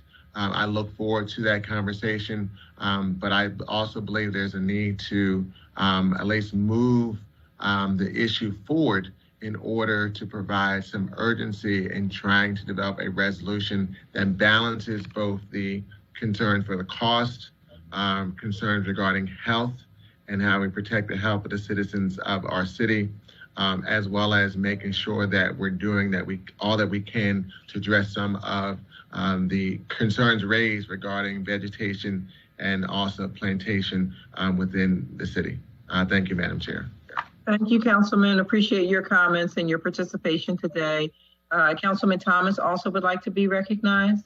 Thank you, Madam Chair. I just wanted to thank you for your leadership on this issue. I wanted to thank all the people who testified, as well as echo the sentiments of my colleagues, Councilmember Green, as well as Councilmember O. I think that they communicated perfectly how I'm going to vote on this bill and what we should do with this particular issue. So just wanted to say thank you to everybody. I appreciate this. Thank you. Thank you so much. We appreciate that. Thank you. Any other comments from the committee? And okay, seeing none. Let's see.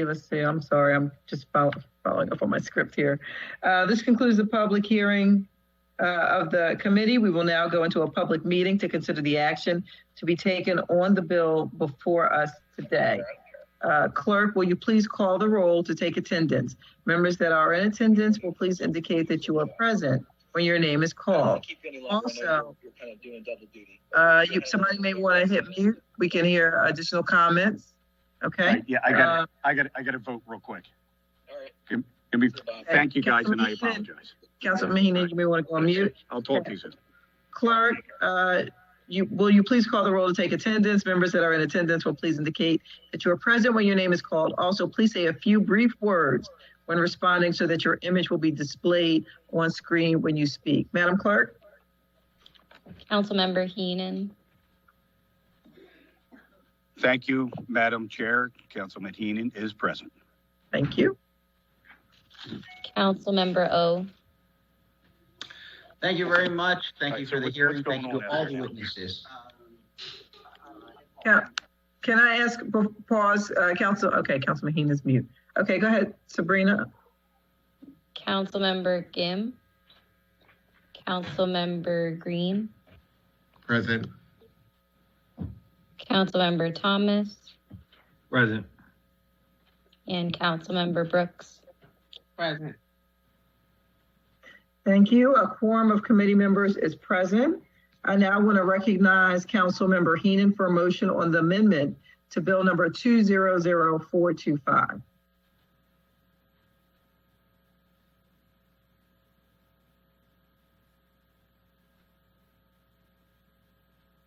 Councilmember Heenan? One more. Councilman Heenan, yes. Aye. Okay, can we get you to, we want to recognize you for a motion on the amendment to bill 200425. My apologies. I move on a motion to bill number 200245. Right, so you offer the amendment? I am offering the amendment. I apologize. I am That's okay. Relocating in a different position. So I offer the amendment to the bill that's in front of us here today. Thank you. The chair notes for the record that Councilman Heenan, Councilman Heenan offers an amendment to bill number 200425. A copy of the amendment has been circulated to all members of the committee. Is there a second? Second. Well, for the record, Councilman David O has seconded the amendment. The chair notes that, again, Councilman O has seconded the motion. It's been moved and properly seconded that the amendment to bill number 200425 be approved. All those in favor of this motion will signify by saying aye. Aye. Aye. Anyone opposed? No? Okay, the ayes have it. The motion carries, and the amendment to bill number 200425 has been approved. Okay. The chair recognizes Councilmember Heenan for a motion on bill number 200425 as amended. Thank you, Madam Chair. I move that bill number 200425 as amended be reported out of this committee with a favorable recommendation with the rule suspension as to be heard at our next council session. Second. Thank you. It's been moved as amended by Councilman Heenan and seconded by Councilman David O. For the record, as amended to be reported from this committee with a favorable recommendation, and further move that the rules of council be suspended to permit first reading of this bill at the next session of council. All of those in favor of this motion will signify by saying aye. Aye. Aye. Aye. Is there anyone opposed? Okay, the ayes have it and the motion carries. And this concludes the business before this Committee on Public Health and Human Services. I really want to thank all of you for your attendance and your patience today in this marathon hearing that we had today. Thank you so much, everyone, for your participation. Have a wonderful weekend. All right, you too. Thank you.